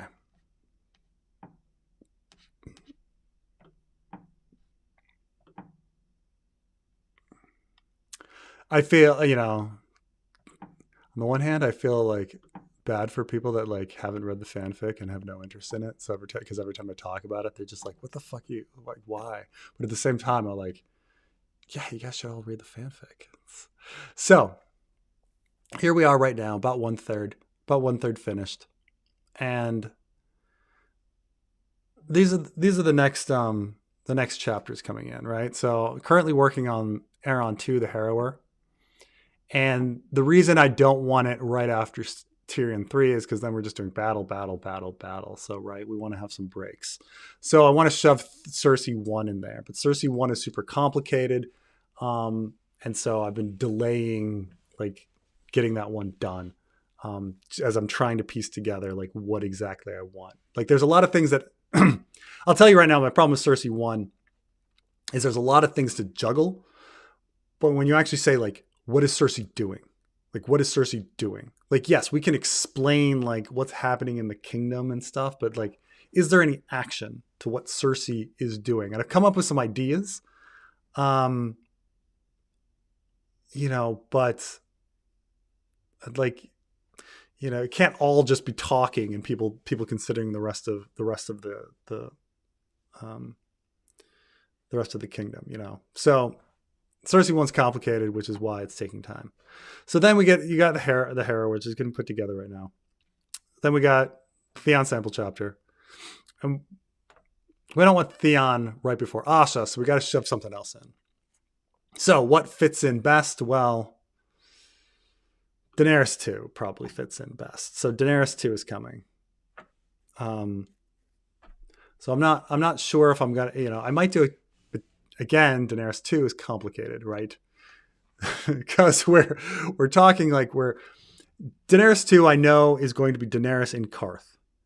And so it's going to be Daenerys like speaking with Zaro again, speaking with Quaithe again, and possibly even dealing with some issues with like what was going on in the prologue with like the Guild of Spicers and stuff like that. And so it's like there's a lot of different elements that I kind of have to like think about. And so because both Cersei 1 and Daenerys 2 are going to be complicated, I might next do the chapter call on Asha 1 just because it's a lot easier. And then after that, it's like, well, should we focus on Davos and Melisandre? Should we get to the meat that everybody loves? And then I'm super looking forward to the Fool, Samuel 2 in Volantis. I just have so many, but it's going to be a very complicated chapter, but it's just so many fucking good ideas are going to be in fucking Samuel 2. I fucking love the Sam story that we're doing in the fanfic. The Sam story, like the ideas I have for the Sam story are the best ones. And I'm just so excited about Sam. To be honest, like I'm just so much excitement about like writing the Sam chapters. But anyway, after that, got a Mercy sample chapter, and then I was like, oh, we should get back to Hota at some point, because once we do Hota, once we deal with the Harrower, we can and Sam 2, we're dealing with Old Town, so we want to stay in Old Town, deal with Hota, and then maybe we'll get to Cersei and Jaime with their trials by combat, and then focus on Bran 2. And that's what I talk about. Like that's the halfway point of the book. Once we get to Brand 2. So there's a lot of you think about how many interesting things are here, right? Daenerys in Karth, the Battle of Ice, Davos on Skagos and the Battle of Ice, Melisandre at the Wall and the aftermath of the Wall, Sam with his glass candle and Volantis, Hota 3, him in Old Town telling stories, Trials by Combat with Cersei and Jaime, and then Brand 2's, which by the ideas for Brand 2 are fucking fantastic too. I just that's but the escape from the cave, you know. And so there's some excitement. There's some excitement here. And if you not into the fanfic, you're going to be like, what the fuck are you talking about? What the hell is that? But yeah, I think the next point of view in all likelihood will be Asha. I mean, after Aeron will probably be Asha. Just because Cersei and Daenerys are so complicated. We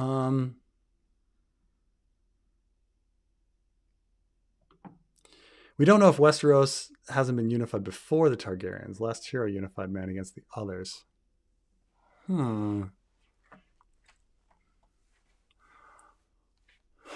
That's interesting. How I wonder. I mean, it's you definitely make me like hesitate there. I'm like, huh? Has it ever been stated that the Targaryens were the first to unify them? Like, it'd be interesting if like there were other, because we're talking thousands of years. Were there other times? It's like, did I read anything in like the World Book, like the World of Ice and Fire, that said the Targaryen, like that there were always 7 kingdoms, you know, and then they were unified? Because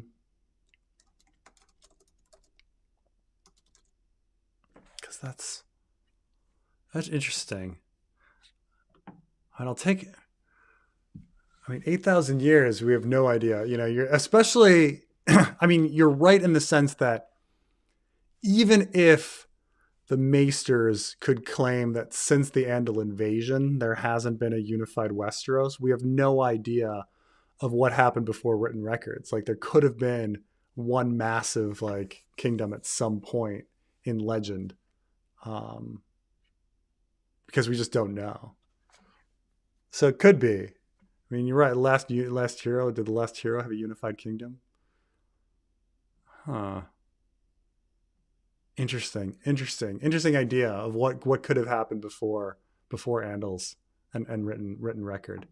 Zora High versus last hero. Which myth do you like more? I mean, the last hero is a more sensical story. Like Azor Ahai, you're not sure what the fuck is like they're talking about, you know, stabbing swords into people and tempering them and doing things for 30 days. Like it's so odd and abstract that you're just like, what? At least with Last Hero, you kind of have some notion that he like went on some quest with a group of people and like found the children of the forest and stuff like that, went north of the wall. You have some sort of notion. Azor Ahai, you're not even sure what he's doing. Like, you know, it's hard to even understand what's going on with Nisa. You're just like, what? Is this a metaphor? You know, like, so, I saw Squirt at the grocery store. Hadn't had it in like 20 years. And I was like, yeah, I'll be spontaneous. Bring it home. I put it in the fridge. And my wife is like, you bought Squirt? I was like, yeah. You don't even know the man you married. Like, spontaneous. Yeah. Excluding direwolves and dragons, which animal would you like to be able to warg into? The I mean, honestly, I think that before Direwolf, I would rather be like Orell the Eagle and have like, I mean, I think like the experience of, it's funny that like so much time is dedicated to the experience of being in a wolf when the experience of being in a crow or a raven or an eagle would be so much better, right? Like, wouldn't that be so much more exhilarating and intense? Like flying through the air, wind passing, seeing all of this landscape, so incredible. Instead, like Bran being in a raven is just like a secondary thing in Bran 3. Like he's not. It should be like overwhelming, but no. Now you're in ravens. Okay. And being in wolves was like crazy, but now you're in ravens. Who cares? That's being in a raven would be so much better than being in a wolf. What are you talking about? Like, what the fuck? Like in an order of magnitude better, right? Man, I mean, the raven is where it's at. Raven or an eagle is where it's at.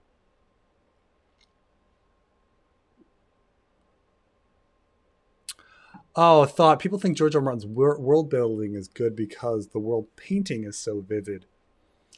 Yeah, the I think that's probably it. Like I think there's a conflation of like what people like world building versus like painting the environment around them and like making them feel that they're part of this world, you know? Like stepping back from say Dune, I would say like, man, the ideas in Dune are that's an incredible world that's been constructed, right? Like all the different weird science that they have, no technology, these weird individuals that like it's so abstract and new and crazy. If you actually step back and go, okay, what's so fucking great about Tolkien's world or George R. R. Martin's world? They're both complicated, you know, but a lot of it's based on our own world. They just kind of like change the names a bit, you know? Um, so I don't know. I don't necessarily think like George R. R. Martin's world is so fucking great. I think I agree with you that it's his descriptions and like the relationship with people and things like that. Like, there are some things. I mean, I like the whole Maester. I like the whole Maester system, but that's again kind of stolen. But I think the Maester system is really interesting.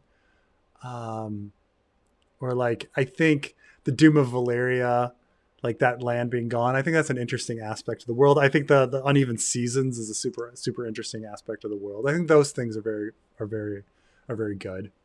But I don't necessarily think Targaryen history is like a fucking fantastic, like fucking award winning thing. It's just some fucking stuff that happened to some kings, right?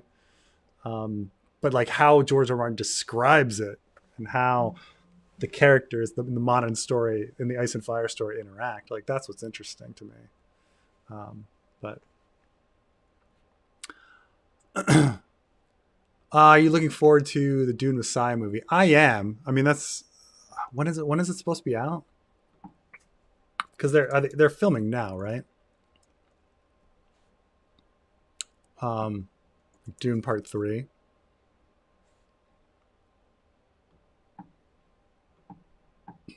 Is it going to be 2026?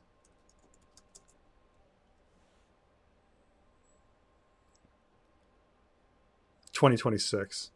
Yeah, that should be super interesting. I mean, I like the fact that like I think it's really interesting that it's only been adapted once, this material, and it's by the Sci-Fi Channel, and the same with Children of Dune and stuff. I'm more looking forward to like if they could get into God Emperor. Like I would love to see that adapted.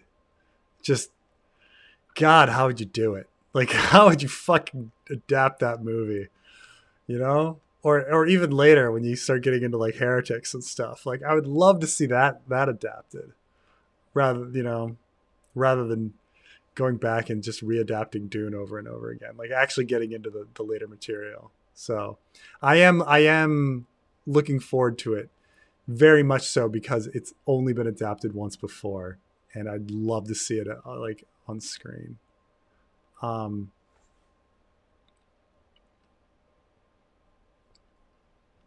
let's see, where are we? What do you think the what do you think is the narrative difference between Cersei's self-fulfilling prophecy, choosing to have three kids, versus Aemon's self-fulfilling prophecy, God's Eye? Hmm.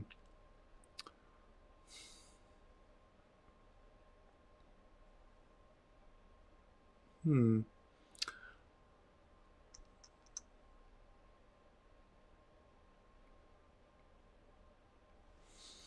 I mean, I guess I'm trying to think about like whether it makes the character interesting, you know? Um like Cersei being told that she's going to have three kids, and then on one level being incredibly scared of that prophecy and going nuts over it her whole life, and then spending her time to somehow like have three kids anyway, because she secretly hates herself, is like it's just weird and complicated, and gets into like creating a rich character that on some fundamental level Cersei hates herself so much that she would choose to have three kids, even though she doesn't, on a surface level she doesn't want this prophecy to be fulfilled. That, that's a very interesting story. Damon, like, Damon having trouble um deciding like his role in life, and his relationship with Rhaenyra, and his relationship with his brother and his mother, and it being this complicated, interesting thing with many layers. And then after the prophecy being like, well, we got to fucking save the world, so none of that matters. So it becomes simpler, So I think it has to do more with like the complexity of it. I mean, I think you're right, Tyler, in the sense that like before I was really focusing on the fact that it goes against George R. R. Martin's um, like belief structure. But I think it's also on this simpler level of, does it make an interesting story? Like Cersei having a self-fulfilling prophecy where we learn about all of these different layers of self-loathing is more interesting, you know, um, while Damon becomes simpler and less interesting by just being, you know, um, also like, I mean, what Damon like is trying to do something and he does it, while Cersei is trying to do something and failing at it because she secretly hates herself and things like that. So I think it's about that. I think it's about whether it's an interesting story about um, exploring the human psyche. Of course, we're talking about book Cersei because, again, show Cersei has four kids. So, what's the continent on the left of the map in the background of Search for Ice and Fire? Here, I'm going to bring this up.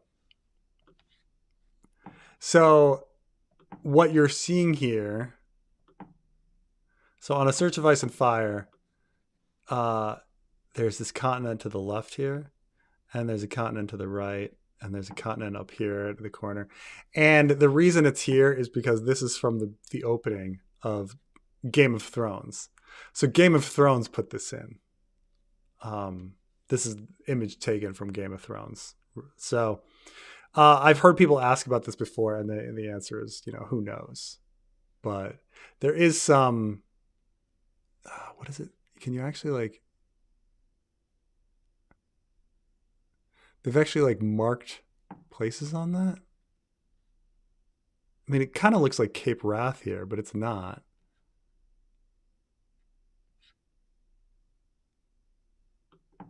Um, so yeah, I mean, did we get any? Did anyone ever get any answers for that from the original Game of Thrones?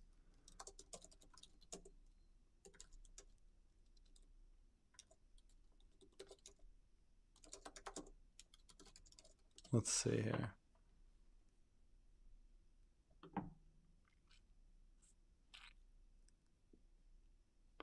Because other people have been talking about this for years. 12 years ago, like, Reddit post. Just noticed 2 new continents while watching Game of Thrones. The map is not canon. I think George R. Martin stated that there are other continents. Has nothing to do with the story.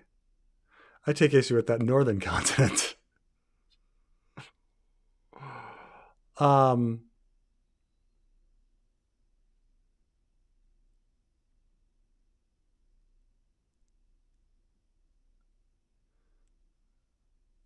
Zoro Duck Sauce, ruler of Karth. Yeah, so that's it. It's true that this this continent to the northeast is the kind of the weird one, but they're just throwing in lands. So who knows? Who knows?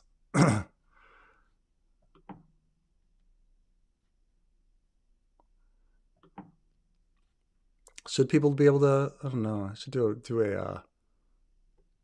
a poll if people think that characters should go around the Earth at some point in Ice and Fire.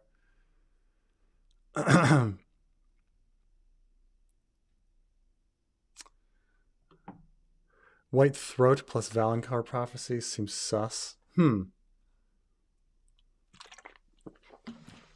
is back with the Jaime discussion. Let's see. That it's one thing is like people wanting to choke Cersei is not necessarily an unusual thing. Shouldn't a lot of people want to choke Cersei is the idea? But yeah, let's see if there is a what do they say about the Valonqar? It's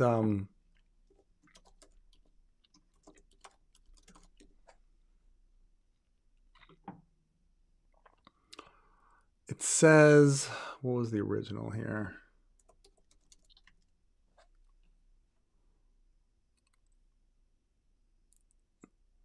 Megan predicted she would die at the hands of the Valonqar. Feast for Crows 8.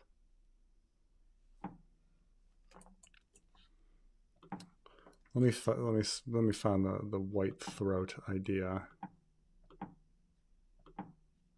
Is it?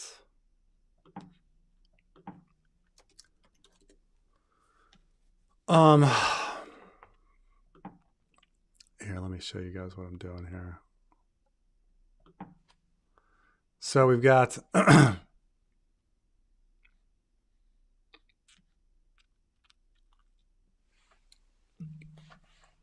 mean, let's keep in mind that maybe the Valonqar prophecy was really about Shay because Tyrion put his hands around her throat, the golden hands.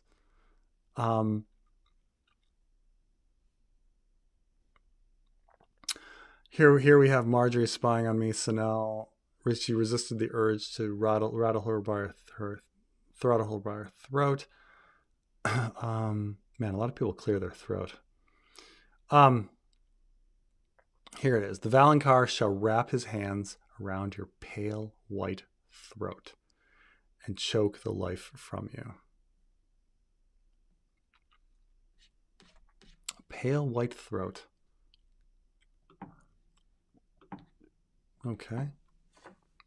How many times let's think about how many times white throat is mentioned.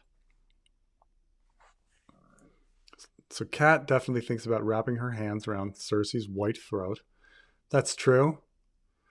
And here Tyrion says he watched her charming Lancel with eyes of green as the rope of emeralds around her slim white throat. and smiled a sly smile to himself.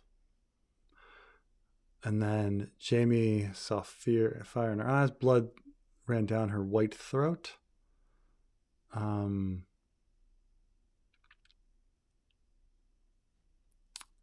This is Ygritte.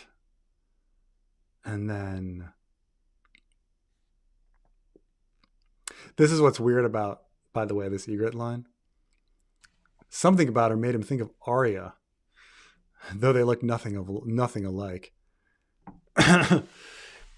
Remember, in those early books, there was supposed to be a romance between Jon and Arya. So he like finds this attraction for Ygritte, and he thinks like he finds Ygritte, and he's like instantly attracted to her, and it's like because she looks like Arya.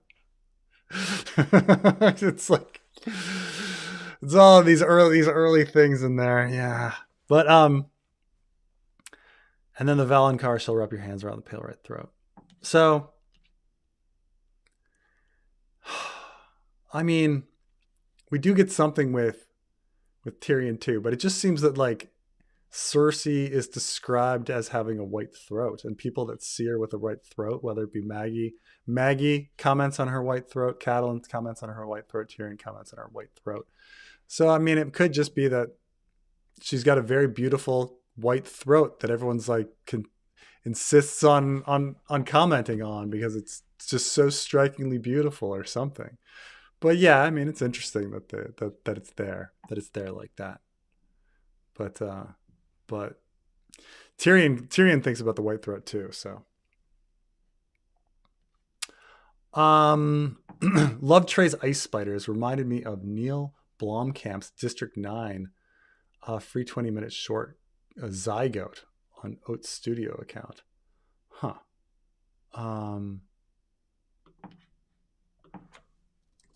I've never seen, let's see here.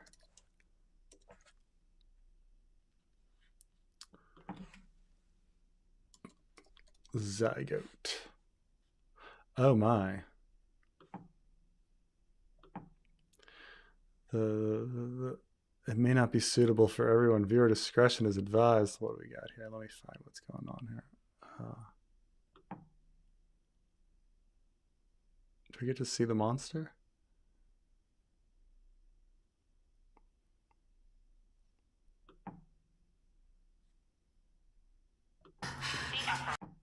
Oh.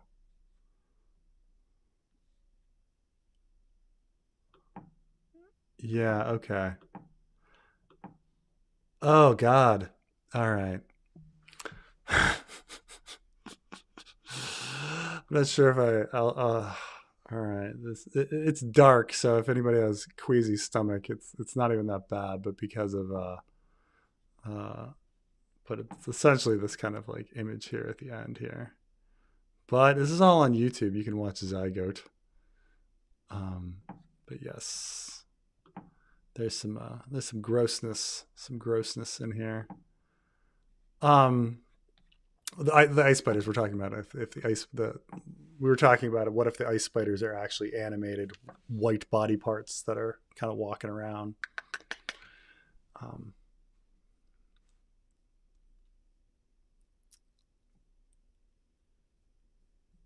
Okay. Yeah.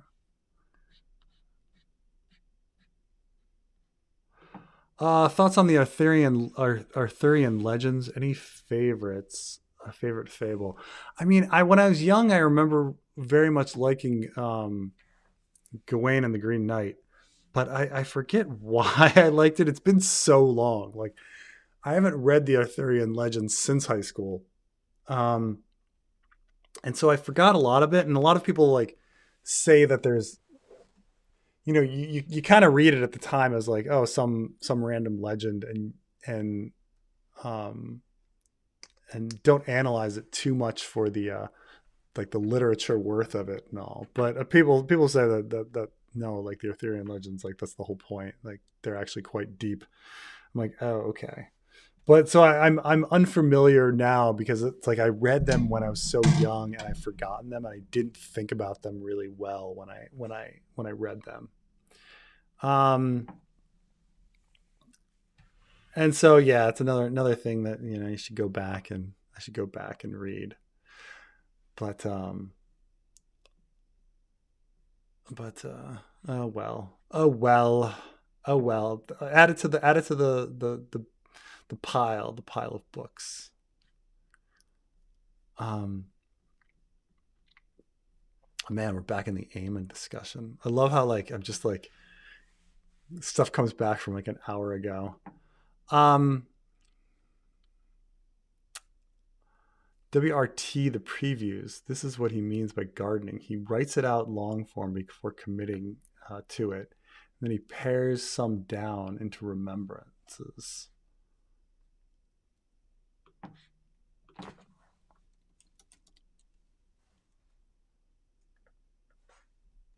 Um,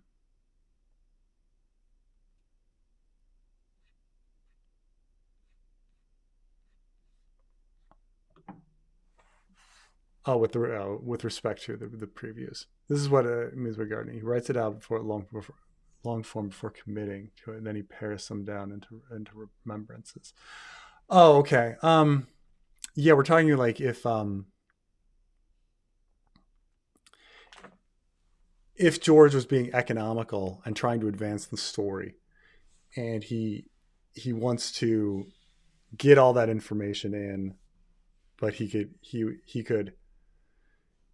insert it as flashback once you sort of like write the story, like even take he's already written, say, the Ariane chapters, right? Like that could be put in like background remembrance, a very long meandering background remembrance. That's the thing, is the remembrances tend to be very they tend to be more efficient in how much is going on. But yeah, it's but could he do it? I think it would take a lot of work for him. I mean, the whole thing is going to be a lot of work for him. I think it's too much work for him. Um, like even getting to the end of the Winds, I think he's thinking about it probably in a one step at a time. Let's just get to the Winds of Winter. But I've said it before, like I do believe that if if George comes out with the Winds of Winter, it's still going to be a book like A Dance with Dragons, where it ends with everyone's saying, how is he going to wrap up the plot, and it being so big and ballooning and still growing. Like I still kind of feel that, like if the book comes, like it's not going to be concluding things correctly. I'm even thinking about A Storm of Swords, and at that point, because so many things were concluded in A Storm of Swords, like the battle at the wall and Jon becoming Lord Commander, like things like the plot seemed to be going forward. But at the same time, it was still just continuing on Stannis' story. Like you could have had Stannis die at the Blackwater and be done with him. But no, like let's continue him on, and have that plot grow. Or, Tyrion escaping and going off to Essos and heading to Dany, or Arya heading to Bravos. And like there's definitely aspects of Storm, even though it does kind of feel like you're finally concluding some plot, that it grows massively. Like the fact that she goes to Bravos to go to this the House of Black and White, um, and even introducing all of the Dornish stuff that's in that book that eventually like goes on. So he's just constantly ballooning. He's constantly ballooning, and I think the Winds of Winter would balloon. I know, like, is there a way to write it? Yeah, we're trying with the fanfic. Like, we're trying to do it. We're trying to wrap it up. Do I think George would ever be able to wrap it up? No. It's just going to keep growing. Just going to keep growing. Even in his other writing, his other novels, they kind of grow and then immediately collapse into an ending. They're all a little abrupt in how they do it. Cersei not going to trial has the king. Coup. Yeah, it's just that it's been built up a little, you know? It's not that logically speaking, like she couldn't just cancel the trial. But I'm trying to think like in the show when they did that, when they canceled her trial by combat, everyone was really kind of disappointed, right? You know, like, oh my God, but we're gonna have this big trial by combat. Like that's gonna be exciting, like Tyrion's trial by combat, like Oberyn's trial by combat. And then to all of a sudden have Cersei's canceled. It was just like wow, wow, wow. No, no, no, no. So yeah, and it even could make sense to cancel her trial by combat, but it wouldn't be as exciting. It wouldn't be as exciting.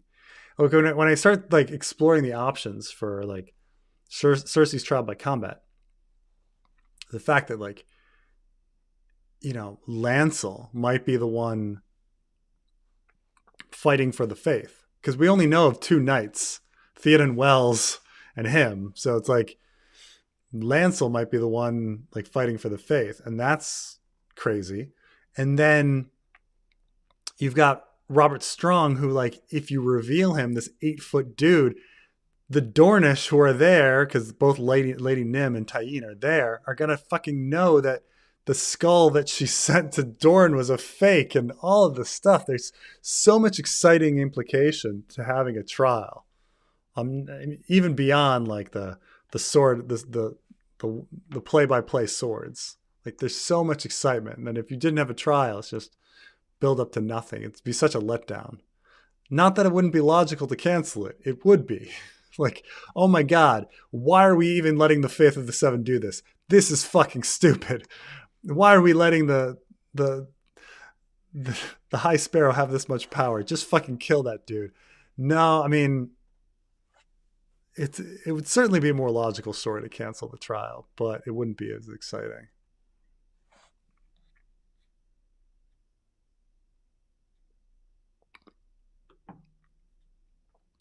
Oh, do you think that the body in A Feast for Crows that Jaime finds in the secret passage of the keep with coins dating back to Viserys the First is cheese?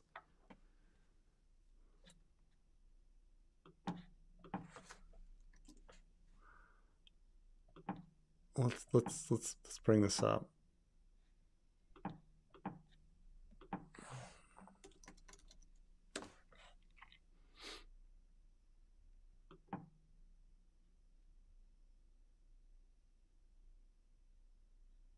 Um,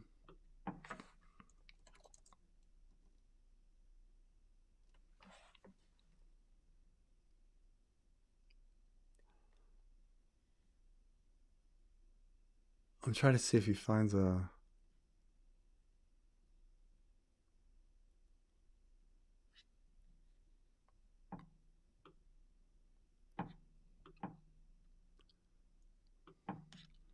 I'm trying to find this passage.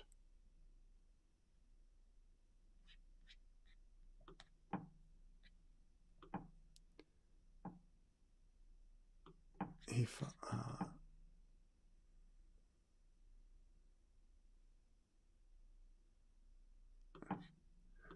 does he find this body? Somebody help me out with a quote here.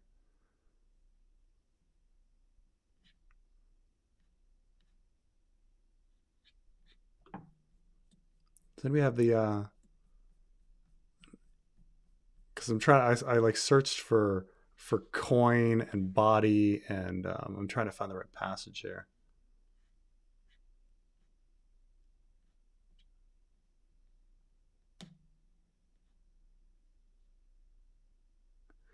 It's a Jaime scene and it's glorious. Yes, I got it, but I'm trying to. Uh, mm, mm, mm, mm.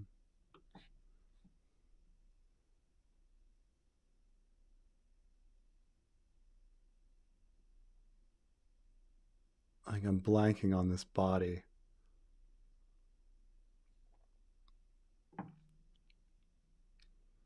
That Sergeant Crispy Toast is mentioning. Sergeant Crispy Toast.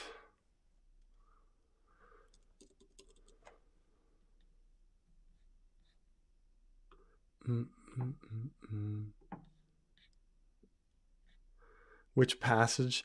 Apparently, there's a passage where Jaime finds a body in with some old coins,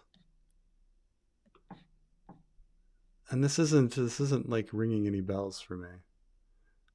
Like Cersei finds like the coin. But maybe missing it. That on his he goes on his like search for his investigation at the beginning of Feast for Crows, where he like goes and explores Rugen and the Black Cells and some secret passages. And the idea is that he might find a body in there. And but I'm trying to like who that body could be. Well, anyway, I'll come to it. I will come to it. It's at the start. It's the coins from the Reach. Isn't the coin from the Reach like the Cersei thing? The coin that Varys planted. I think that's the.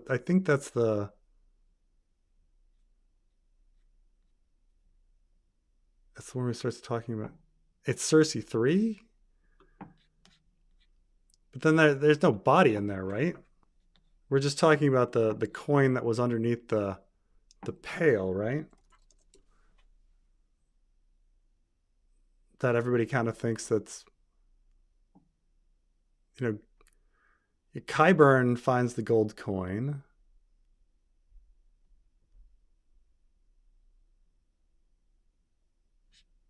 But it's like a gardener coin, right? It's even that one's pre-Targaryen. So I don't know. A chamber full of skulls and yellow bones. Let me find that.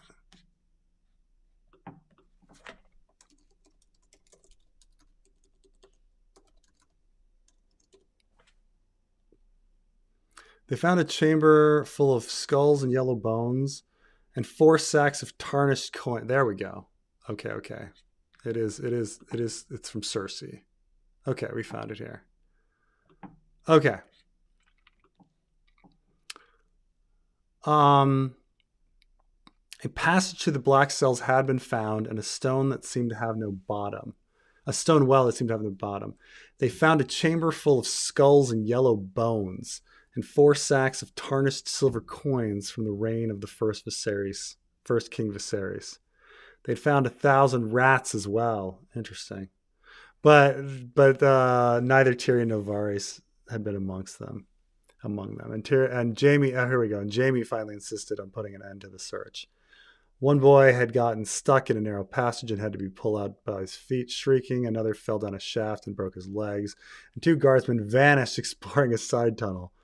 Some of the other guards swore they could hear them calling faintly through the stone. But when Jaime's men tore down the wall, they found only earth on the rubble on the far side. The imp is small and cunning. He may still be in the walls. If he is, the fire will smoke him out. By the way, skulls and yellow bones. I mean, here's the issue: is that I don't think at this time George had any idea of what was going on with Fire and Blood. Certainly not to that degree.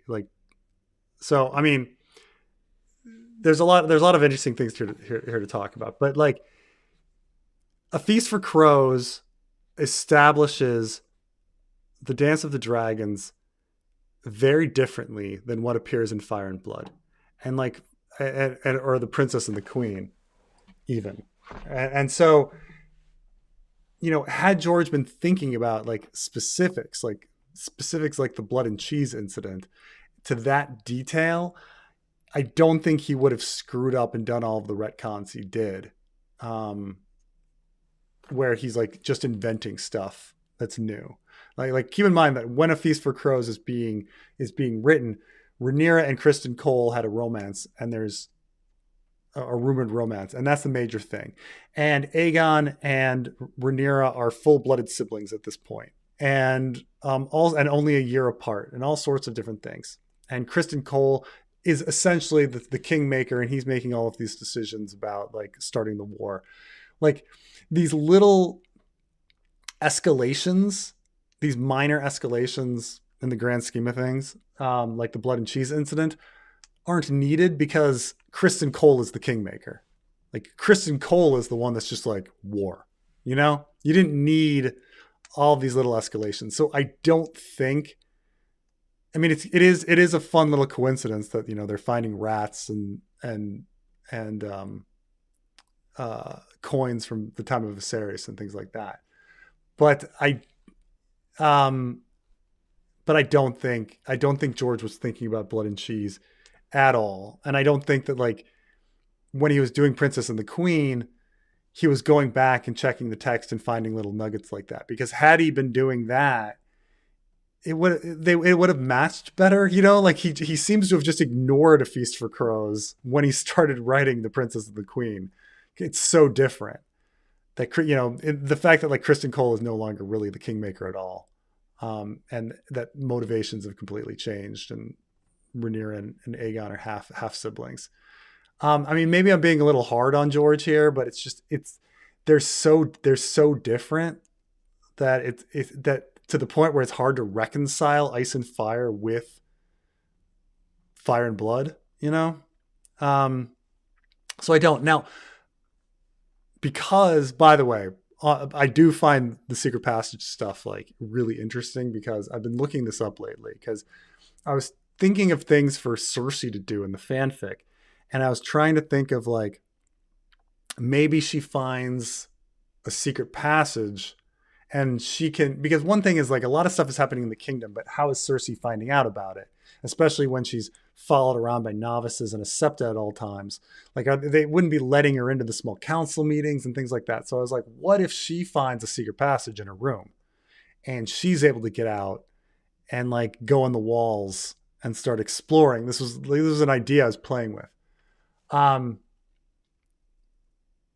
then you find out, then I was like, could it be that in Maegor's Holdfast, there's secret passages as well?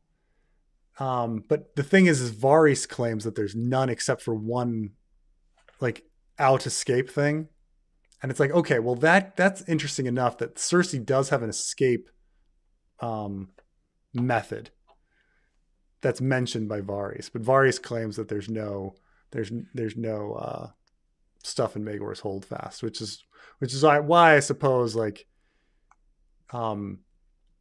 he needed to kill Kevin at the rookery rather than at Pycelle's like tower rather than in his own bed or whatever. He had to like, so I'm still exploring like what to do. Like can Cersei move about? Can she get out?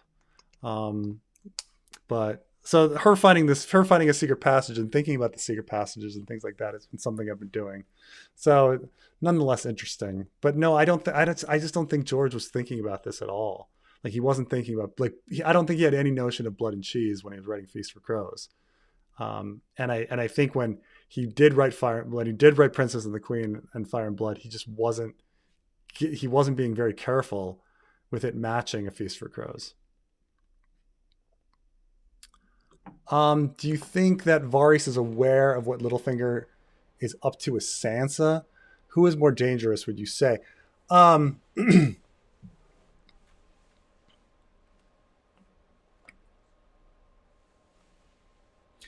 don't think Varys is aware of what Littlefinger is up to. And one of the few moments of honesty that we have in the story with Varys is when Arya spies on him. And in that situation with Varys says he doesn't know what Littlefinger is up to. So at least when Arya is spying on him, he has no fucking clue. Which actually makes Littlefinger a little dangerous in and of itself. Like, who is the one character that's fooling Varys? And it's like, wow, Littlefinger. Like, that's impressive. The thing that makes me fear Varys is somebody I fear quite a bit because he is okay with people taking the tongues out of children and having those children be his servants. That's some sick shit. But then again, Littlefinger took Jane Poole and like sold her off to, you know, sex training and shit, which is also like human trafficking of a child, so for his own benefit, which is also some sick shit. So both of them are just horrible human beings who are willing to do anything, and you got to remember that, like, these guys, and they're very, very motivated. Varys has been pretending to be a eunuch and has been living this double life as Rugen the jailer for fucking years. And that's bonkers crazy. Littlefinger too seems to be very dedicated. I don't know if he's as dedicated as Varys, but he's very dedicated to and obsessed with different things. So the fact that they're both very evil men who are very motivated and very intelligent and clever makes me worry. I think I worry more about Littlefinger just because he's even smarter than Varys. Right? Like, Varys doesn't know what Littlefinger is up to, but Littlefinger seems to know. He could quite possibly know what Varys is up to, you know? So I think that's who I think Littlefinger is more dangerous, because I think Littlefinger is smarter. But I think they're both just horrible human beings. Somebody else caught this. The gods only know what game Littlefinger is playing. That's the quote from Arya 3.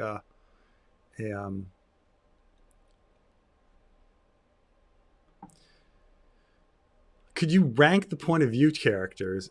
It would be a cool idea for a video. I know Theon is your number one, probably. P.S. Grafted spiders are also in Elden Ring. Oh, jeez.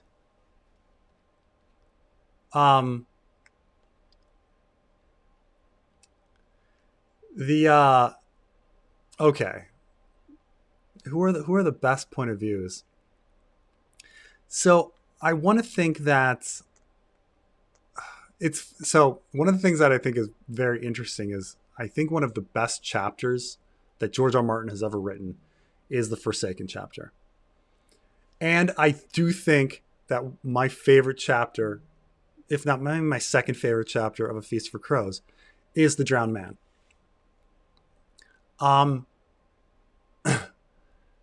And what's really interesting about The Prophet, The Drowned Man, and The Forsaken,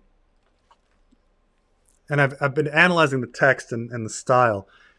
The three chapters are completely different styles. It's the most like, and I realize Aeron Damphair is the most inconsistently written character, even though those two chapters are fucking incredible. The Drowned Man and The Forsaken, like, both in my top 10 chapters, right, of the whole series. So do I rank Aeron, because like 2/3 of his story is so fucking good? Do I rank Aeron as the best point of view, even though he's also the most inconsistent point of view? Like, there's the character also, when you compare Aeron Damphair with like the Aeron that appears in the Theon story and A Clash of Kings, it's like a completely different dude as well. Like, he's a very inconsistently written character, but at the same time, two of the most banger fucking chapters are Aeron. So I don't know. Do I rank Aeron as the best point of view, you know, or do I keep it as Theon, who has a lot of great point of views, but you know, what do you do? If I'm really thinking about who are the like, which ones do I enjoy the most versus what's the best written, I think George R. Martin really hit a home run when he wrote the Cersei chapters and the Brienne chapters. I think they're so well written. I don't know if I enjoy them the most, but I can appreciate that they have like the best character development and the best arc where he's thinking about the whole story at once and keeping everything together. I think they're the best written, but I don't know if I enjoy them the most, you know? I mean, I think I enjoy Theon's chapters the most, and they're also really fucking good. You know, I think the Victorian chapters are really good. I think the Quentin chapters are very good. I think I'm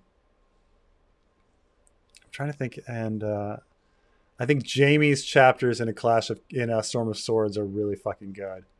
I don't know if they're as good in A Feast for Crows, but I think Jaime's story in A Storm of Swords is my favorite story of that book.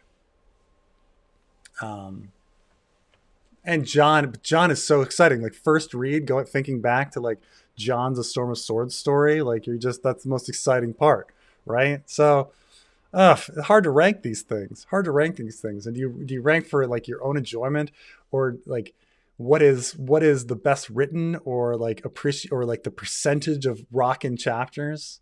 Because if you're going percentage of rockin' chapters, Aaron wins. Even though, man, what an inconsistently written character.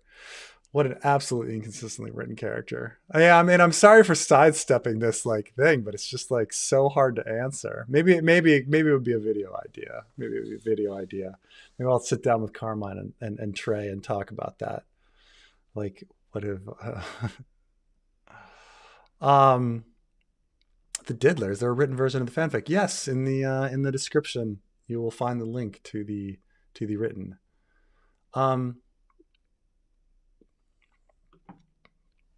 Maybe George is sad because then he realizes he's going to need to prioritize Blood and Fire after seeing what the writers are doing when they're with the material. Yeah, I mean, that's the question: is if Dunk and Egg turns out to be really fucking great, but they need more backstory in Blackfire Rebellion. All of a sudden, he's on the Blood and Fire train, right? Or on the She-Wolves of Winterfell and the village hero kind of Lord Commander of the Kingsguard like route. So I don't know.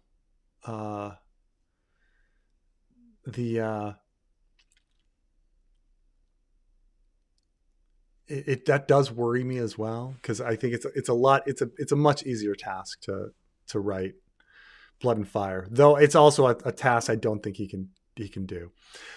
Fire and Blood was only possible because he had already written a great deal of it. I mean, he'd already written Princess and the Queen, Rogue Prince, and Sons of the Dragon, and the beginning with Aegon. So he just had to fill in Jaehaerys and he wrote some after at the end kind of stuff, like Oakenfist kind of stuff at the end. But he only had to write half of the book. To write a full another Blood and Fire, I don't think he can do that. No. I mean, I hope I'm wrong. Prove me wrong, George. Prove me wrong. But no, I don't. I think a more doable task for him is to write She-Wolves of Winterfell and like Village Hero and stuff. If Dunk and Egg does really well, and focus on that. Do you think there'll be a time skip between Winds and Spring? No, I don't. And not that there shouldn't be, because again, like, you know, advancing plot of what needs to happen, things like this. But I do not think George is capable of having all the characters hit a point in which he could time skip. I mean, this is the reason why he threw away the time skip at the end of A Storm of Swords. Because at the end of A Storm of Swords, he set up Dany and Jon and Arya all in perfect time skip positions. You know, he is ready for them to time skip. And he could even time skip Tyrion if he wanted. Like, he could have time skipped them all. But then he had his problem with the Ironborn and the Dornish, and he couldn't figure out a way to have them sit around for 5 years. because he'd already established that Euron is king in A Storm of Swords. What are you going to do? Have Euron wait 5 years to go to Dany, building ships for 5 years or something? Like he couldn't do it. He couldn't figure it out, and so he abandoned the time skip. And I can't see that getting easier because now he has even more characters. How are they all going to be at a satisfying conclusion for time skip? I don't think he can do it. I'd like to warg a duck, give one of those corkscrew doodles a try. Yeah, I've read the articles that the ducks can they whip their dicks in order to have sex. It's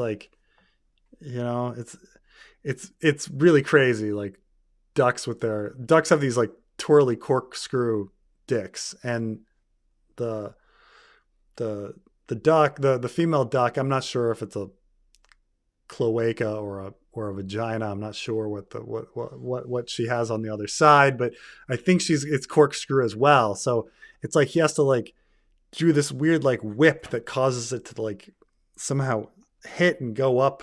It's a really complicated, hard way to breed for these ducks. But yeah, that would be fucking crazy. On Azor Ahai's tail, he tempers his sword on water. A lion and Nissa. Can this be related to Tyrion on the Blackwater battle, then killing Tywin, and later Shay, and eventually Tysha? Pura vida. I mean, it's a good idea. Let me see. I think the original, don't they talk about the days for Nissa and all this? It's once you start reading it, it's just he says being a hero, it was not for him to shrug off in search of excellent grapes such as these. The second time it took him 50 days and 50 nights, and this sword seemed finer than the first. Azor Ahai captured a lion to temper the blade by plunging it through the beast's red heart. Once more, the shield shattered and split. And so you kind of go, okay, great woe and great was his woe and great was his sorrow then, for he knew what he must do. 100 days and 100 nights he labored on his third blade. Why give the time periods? Okay, say Tyrion has, say this is true. He's killing his dad well more than 50 days after the Blackwater, right? Well more than 50 days have passed. And then more than 100 days have passed since he killed his dad, now that he's been on the road and such. So you can say, well, at some point you'd be like, oh, I guess we'll just ignore the day thing, and then why is that there? What is it? Why the 50 days, 100 days and stuff like that? That's the thing about these prophecies. People, you can kind of twist and ignore what doesn't fit and twist this and twist that to fit. I've never heard anyone give a very good explanation for the whole Nissa story and the whole Azor Ahai thing. It's just and what it all means. Nothing really fits. They're always ignoring something big or twisting something to make fit. So we'll see. Hard to believe old Valyria never circumnavigated. I mean, you're kind of right. I think in the World of Ice and Fire, they have some discussions of Essos and how far people went, and it seems really silly, right? Because okay, let's bring up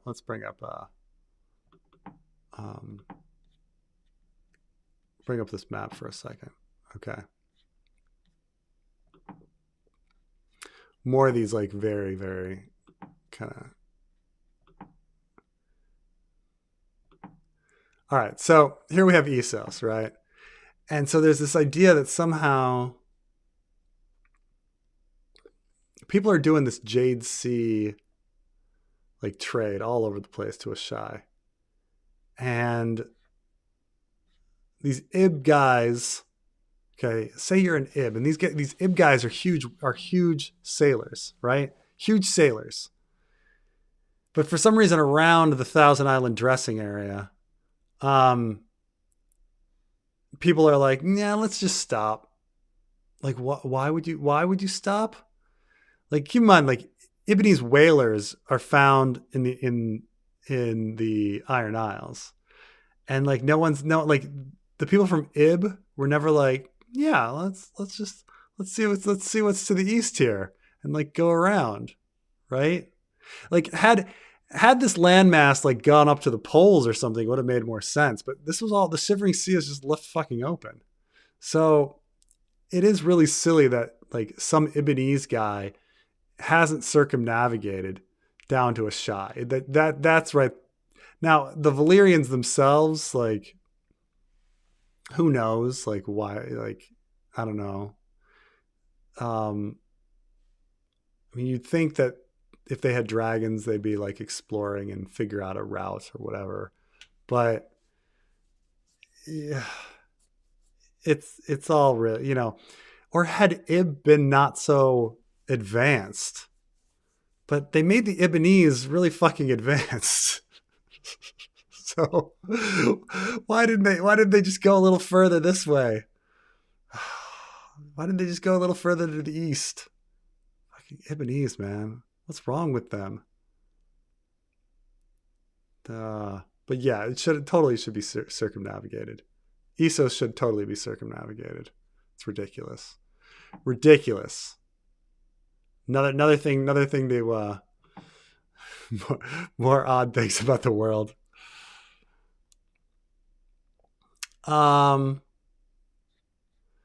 Favorite Beatles and Dylan albums. I kind of like, what's the Dylan album where he sings straight, like he doesn't put on the voice? I think that's a really interesting album. I forgot the name of it though. Favorite Beatles album. I mean, it's got to be Sgt. Pepper's. Sgt. Pepper's is just a perfect album. Like every song on Sgt. Pepper's is good until the last one, but like every single one, which last one's fine. I just don't think it fits with the rest of the album. But Sgt. Pepper's is just that's just a perfect album, but definitely my favorite. But I don't think it's not a very interesting response. That Sgt. Pepper's is my favorite. It might be weirder if I were like, Meet the Beatles. Meet the Beatles is my favorite. Magical Mystery Tour is my favorite. Are you going to continue rereading a Song of Ice and Fire videos? Yes. I'll probably get into them, if not this week, next week. But yeah, I'm gonna be going back and getting through a Game of Thrones, and stuff like that. So it should be fun. And yeah, so the corpse spider thing is confirmed in a George R. R. Martin adjacent idea showing up in Elden Ring. Let's see about this Elden Ring corpse spider.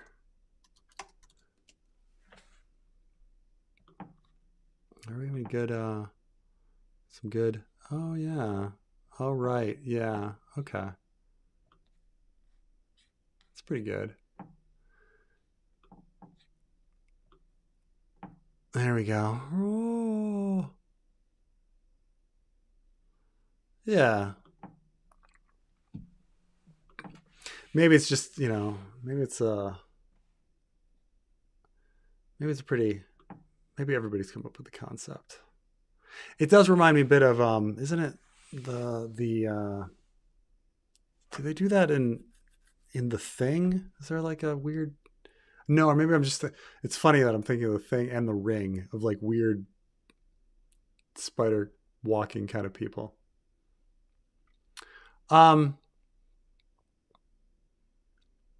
Which fanfic chapter do you least want to write? Oh. One of them we got through, and that was the Victorian one. That was not fun, but I'm trying to think.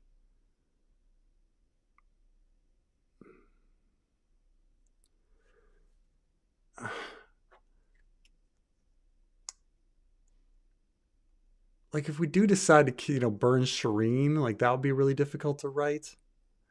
Um, and it is hard because I do realize that there is a lot of things that George is willing to do that the rest of us would kind of be uncomfortable. Like that Mercy chapter is really fucking edgy, right? Like, would we write something like, um, so there's kind of things like that I know should happen, but that are just uncomfortable that George is willing to do. Um, and so I'm trying to think of like what would it, like what story idea that I really just don't want to like I don't want to explore, and I'm not looking forward to exploring. Um, because right now, like I think a lot of like the I'm looking at the characters and like you try you trudge through some of the more boring material, and you try to get to like all the exciting stuff. And right now, everything's getting really exciting. I'm looking forward to all of these chapters. I'm trying to think like what would be really rough. I mean, I think maybe one of the harder ones will be like when we finally go back to Brienne's perspective and like figuring out how Brienne feels about everything, and and like exploring those morality themes, but without being so explicit about it. But you're in somebody's head, so it's really tough. So I think maybe I'm not looking forward to Brienne just because I think she might be one of the tougher ones to write without being as fun. Um,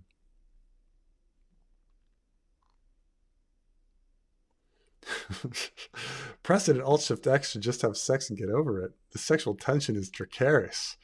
Crazy. All right.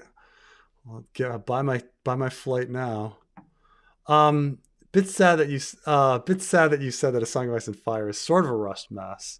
When some of your early work was trying to make sense of George R. R. Martin's genius, it's a fool's errand to analyze work more deeply than its own author did. Yeah, no, I definitely think that that's what happened. You kind of like start out being like, oh my gosh, like George put so much time and thought into this kind of stuff. And then you're like, oh, and you think it's all perfect. And then you kind of like start realizing it's not. And it was unreasonable. It was unreasonable to expect that it was. But the fandom, I got caught up in it. The fandom was doing it too. The fandom was taking every line and analyzing it and being like, this is gospel and this is truth, and this has to make sense, as if it's a true believer with the Bible, trying to figure out everything that happened. Like, oh, this is God's word. It must be infallible. So yeah, it was definitely a mistake, but I mean, maybe not a mistake. It was fun going down these paths. We had a great time. But you do kind of get to a point where you're like, oh, George probably wasn't thinking about that. George is a human being. If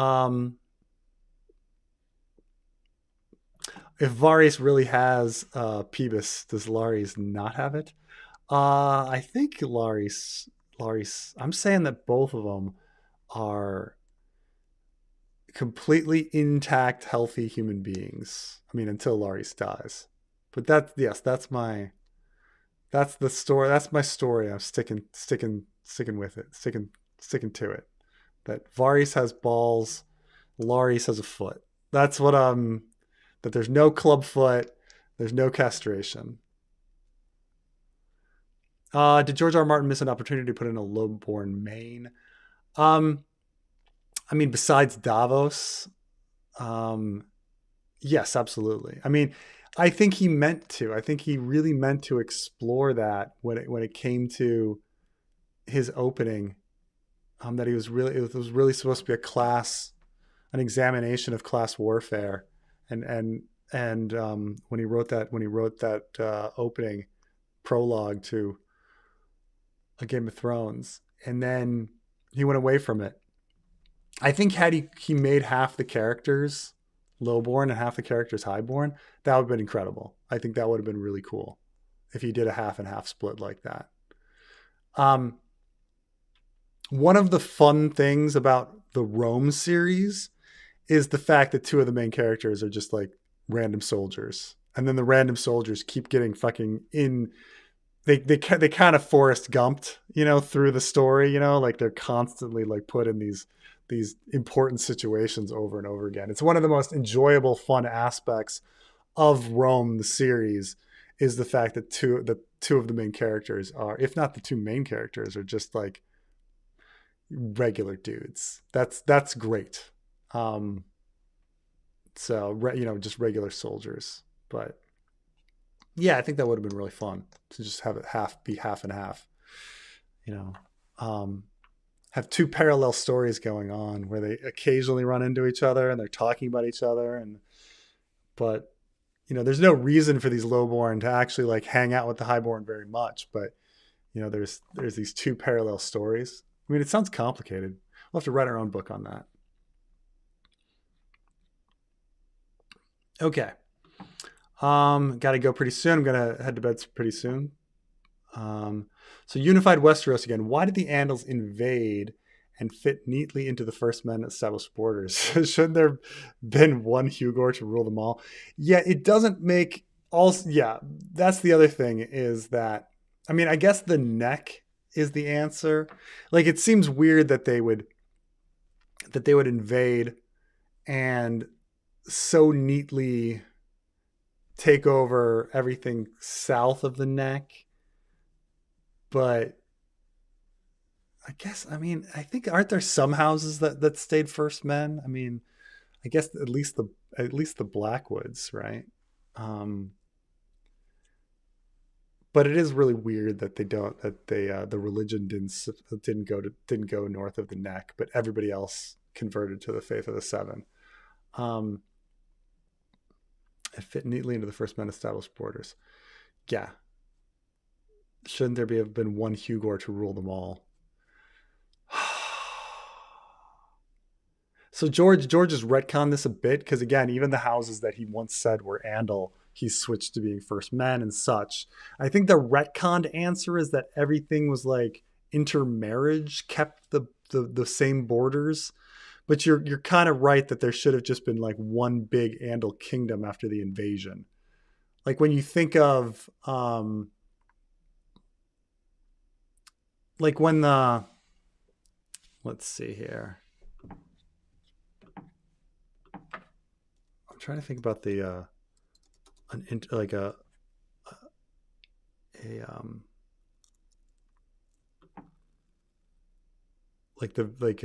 something similar. Like when the Visigothic kingdom, for example, was in a lot of Spain. When the Moors came in, they didn't invade the exact same borders of where the Visigothic kingdom was, like some, they went beyond in some places and not beyond in others, and things like that, so the plus the Visigoths and the Ostrogoths, whatever, and the Ostrogoths are in Italy, but it's not neat, right? It's not so neat that the Andals would come in such a fashion. You are correct that the Andal invasion is silly. It's silly. Okay. And then just one more, and then I've got to head to bed. Quarterly reminder question. Damon Hero ETA. Oh God, that's going to be, I can't give you a very good ETA on that. I'm going to fucking George R. Martin you and be like, oh gosh, all of my projects are important to me. And I'll happen. Oh, Carmine's getting, no. What are you doing, dude? What are you doing calling me this? I'm heading to bed. What do you mean? You just got on. How can you go to bed already? You just got here. You're such a fuck face. And every time I say fuck face, I'm getting my yellow dollar signs, and now I've got to fucking like I'm literally just here because there was not enough spicy politics, and we had this conversation before. I'm here to bring it up and then bounce because yeah, mm, you've said it all. You've said. I also believe George is not going to. He's probably going to say what went wrong, as in what went wrong with the process of season two, and he'll right. mention the writing strike. So He's not going to throw he's not going to throw Ryan Condal or any of the writers under the bus. That's just not what's going to happen. Mainly because he's friends with these people, you know. mm. But no, you wanted me to bring up the. Is it time for spicy? Or are you getting off? You I two. mean, you can bring it up real quick. I have to head to bed, but yeah, what were you going to bring up, Carmine? Oh, so there's this guy. uh, oh boy, here we go. There's this guy, this incredibly pathetic loser of a human being who should not even have the audience that he does. Mike from PA, who Mm-hmm. recently, I sent you the picture on Facebook. If you want to pop it up. Yes. Um, yes. He writes you had this political question that you wanted me to talk about. Um, that because this guy pissed you off, and I I will mean, bring it up. Oh, okay. it would piss off any normal person of like any decent moral person because Okay. this upcoming election is more than one issue. And before Mhm. you go into it, let me just make this very clear because I don't want some asshole to do mental gymnastics here. What's happening Yeah. in Gaza is terrible. I think we Mhm. can all agree on that. And hopefully there's a ceasefire and solution to the whole situation. Nobody wants that much death and destruction. However, to be a single issue voter, no. There's Mhm. more at stake in this election coming up against Trump than just this one issue. Yeah. Absolutely. That's true. Um, and the way I see politics as well is you have to Do you remember agree that with what I'm saying? Like that this guy's an idiot. I do agree Okay, with what just you're want to put saying. that Of out there. course. Because the counter to this is always, well, some people have a moral red line and this is it. So you're willing to risk women's Right. reproductive rights, gay marriage, so and so forth, so much crap, democracy. You're willing to risk all of that for this one issue, which is important, but it's only one issue versus so many others. Yes. Okay? Yes. And I also I've also come I've thought about the single issue voter for a while because there's a lot of these self-righteous um, single issue voter kind of people. And I'll tell you that they think about politics completely and utterly wrong. And so the way to think about politics is they're thinking about politics like politics is a marriage. Okay. Like in a marriage, you're trying to find the right person for you because you're spending a lot of time together and they're the match for you. Okay? That's not what politics is. Okay? A politician who is asking for your vote is not asking to marry you. Okay? And when someone votes for Kamala or Trump, they're not married to that person. They just cast a vote. Okay? This isn't some I'm not people kind of think that like, oh, when like who I choose for my spouse reflects on me and we're going to be living a life together. That's not the way to see it. Okay. Politics, government is a public utility, right? It's a public function. And the best analogy for it is a bus. Okay? Say you're at the bus station and you want to get to location X and you've got to take a bus. Okay? You want to get to location X. Which bus brings you to location X? And say no buses bring you to location X. Which bus gets you closest to location X? That is the way you should see politics. Okay? That it's not about it's not a marriage. It's about what bus is going to bring you closest to your destination. Because that's how, like, if you're trying to get home or you're trying to get wherever, you're trying to get to location X, like, you wouldn't sit there and be like, that bus doesn't bring me exactly to location X. I'm just not going to fucking take a bus at all. Like, no, like, what are you fucking talking about? Like, that would be, or, you know, I'm going to let myself get put on a random bus. Like, what do you know? You fucking take the bus that gets you closest to where you want to go. It's not going to be perfect. It's not, because no bus plops you right where you want to go. But you take the bus that gets you closest to where you want to go. And you compare the buses. That's what you do. It's not a fucking marriage. I've got to find the right person. Oh, I found a flaw. I found a flaw in my in my politician. Therefore, if I vote for him, now I can't go to my fucking party and tell people like, oh, because they're all going to judge me.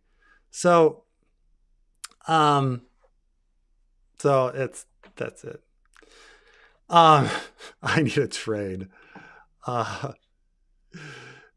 A hype trade to Clegane Bowl. Yes. Politics. I thought my regular takes were bad. Yes. But that's it. But yeah. But that's how I see it. So this guy, Mike from PA, like, he doesn't know what he's talking about, man. I mean, that's... Anytime anyone talks about Mike from PA, they have to mention the one time that he got punked on live stream by this woman, and he got so upset at being just ridiculed and looked like a pathetic loser that he like punched her couch like a fucking incel. God, every time he gets popped up, that clip needs to be played about him just being so pathetic. Fuck him. Fuck Mike from PA. Well, Carmine, thank you for coming in at the end. I have to get going. I will. Already, come on, bro. 52 more super chats at least. Come on. Fuck you. Fuck you. Yellow dollar signing me now. Jesus. All right, man. I'll talk to you later. Thanks, everybody. I'll see you next week.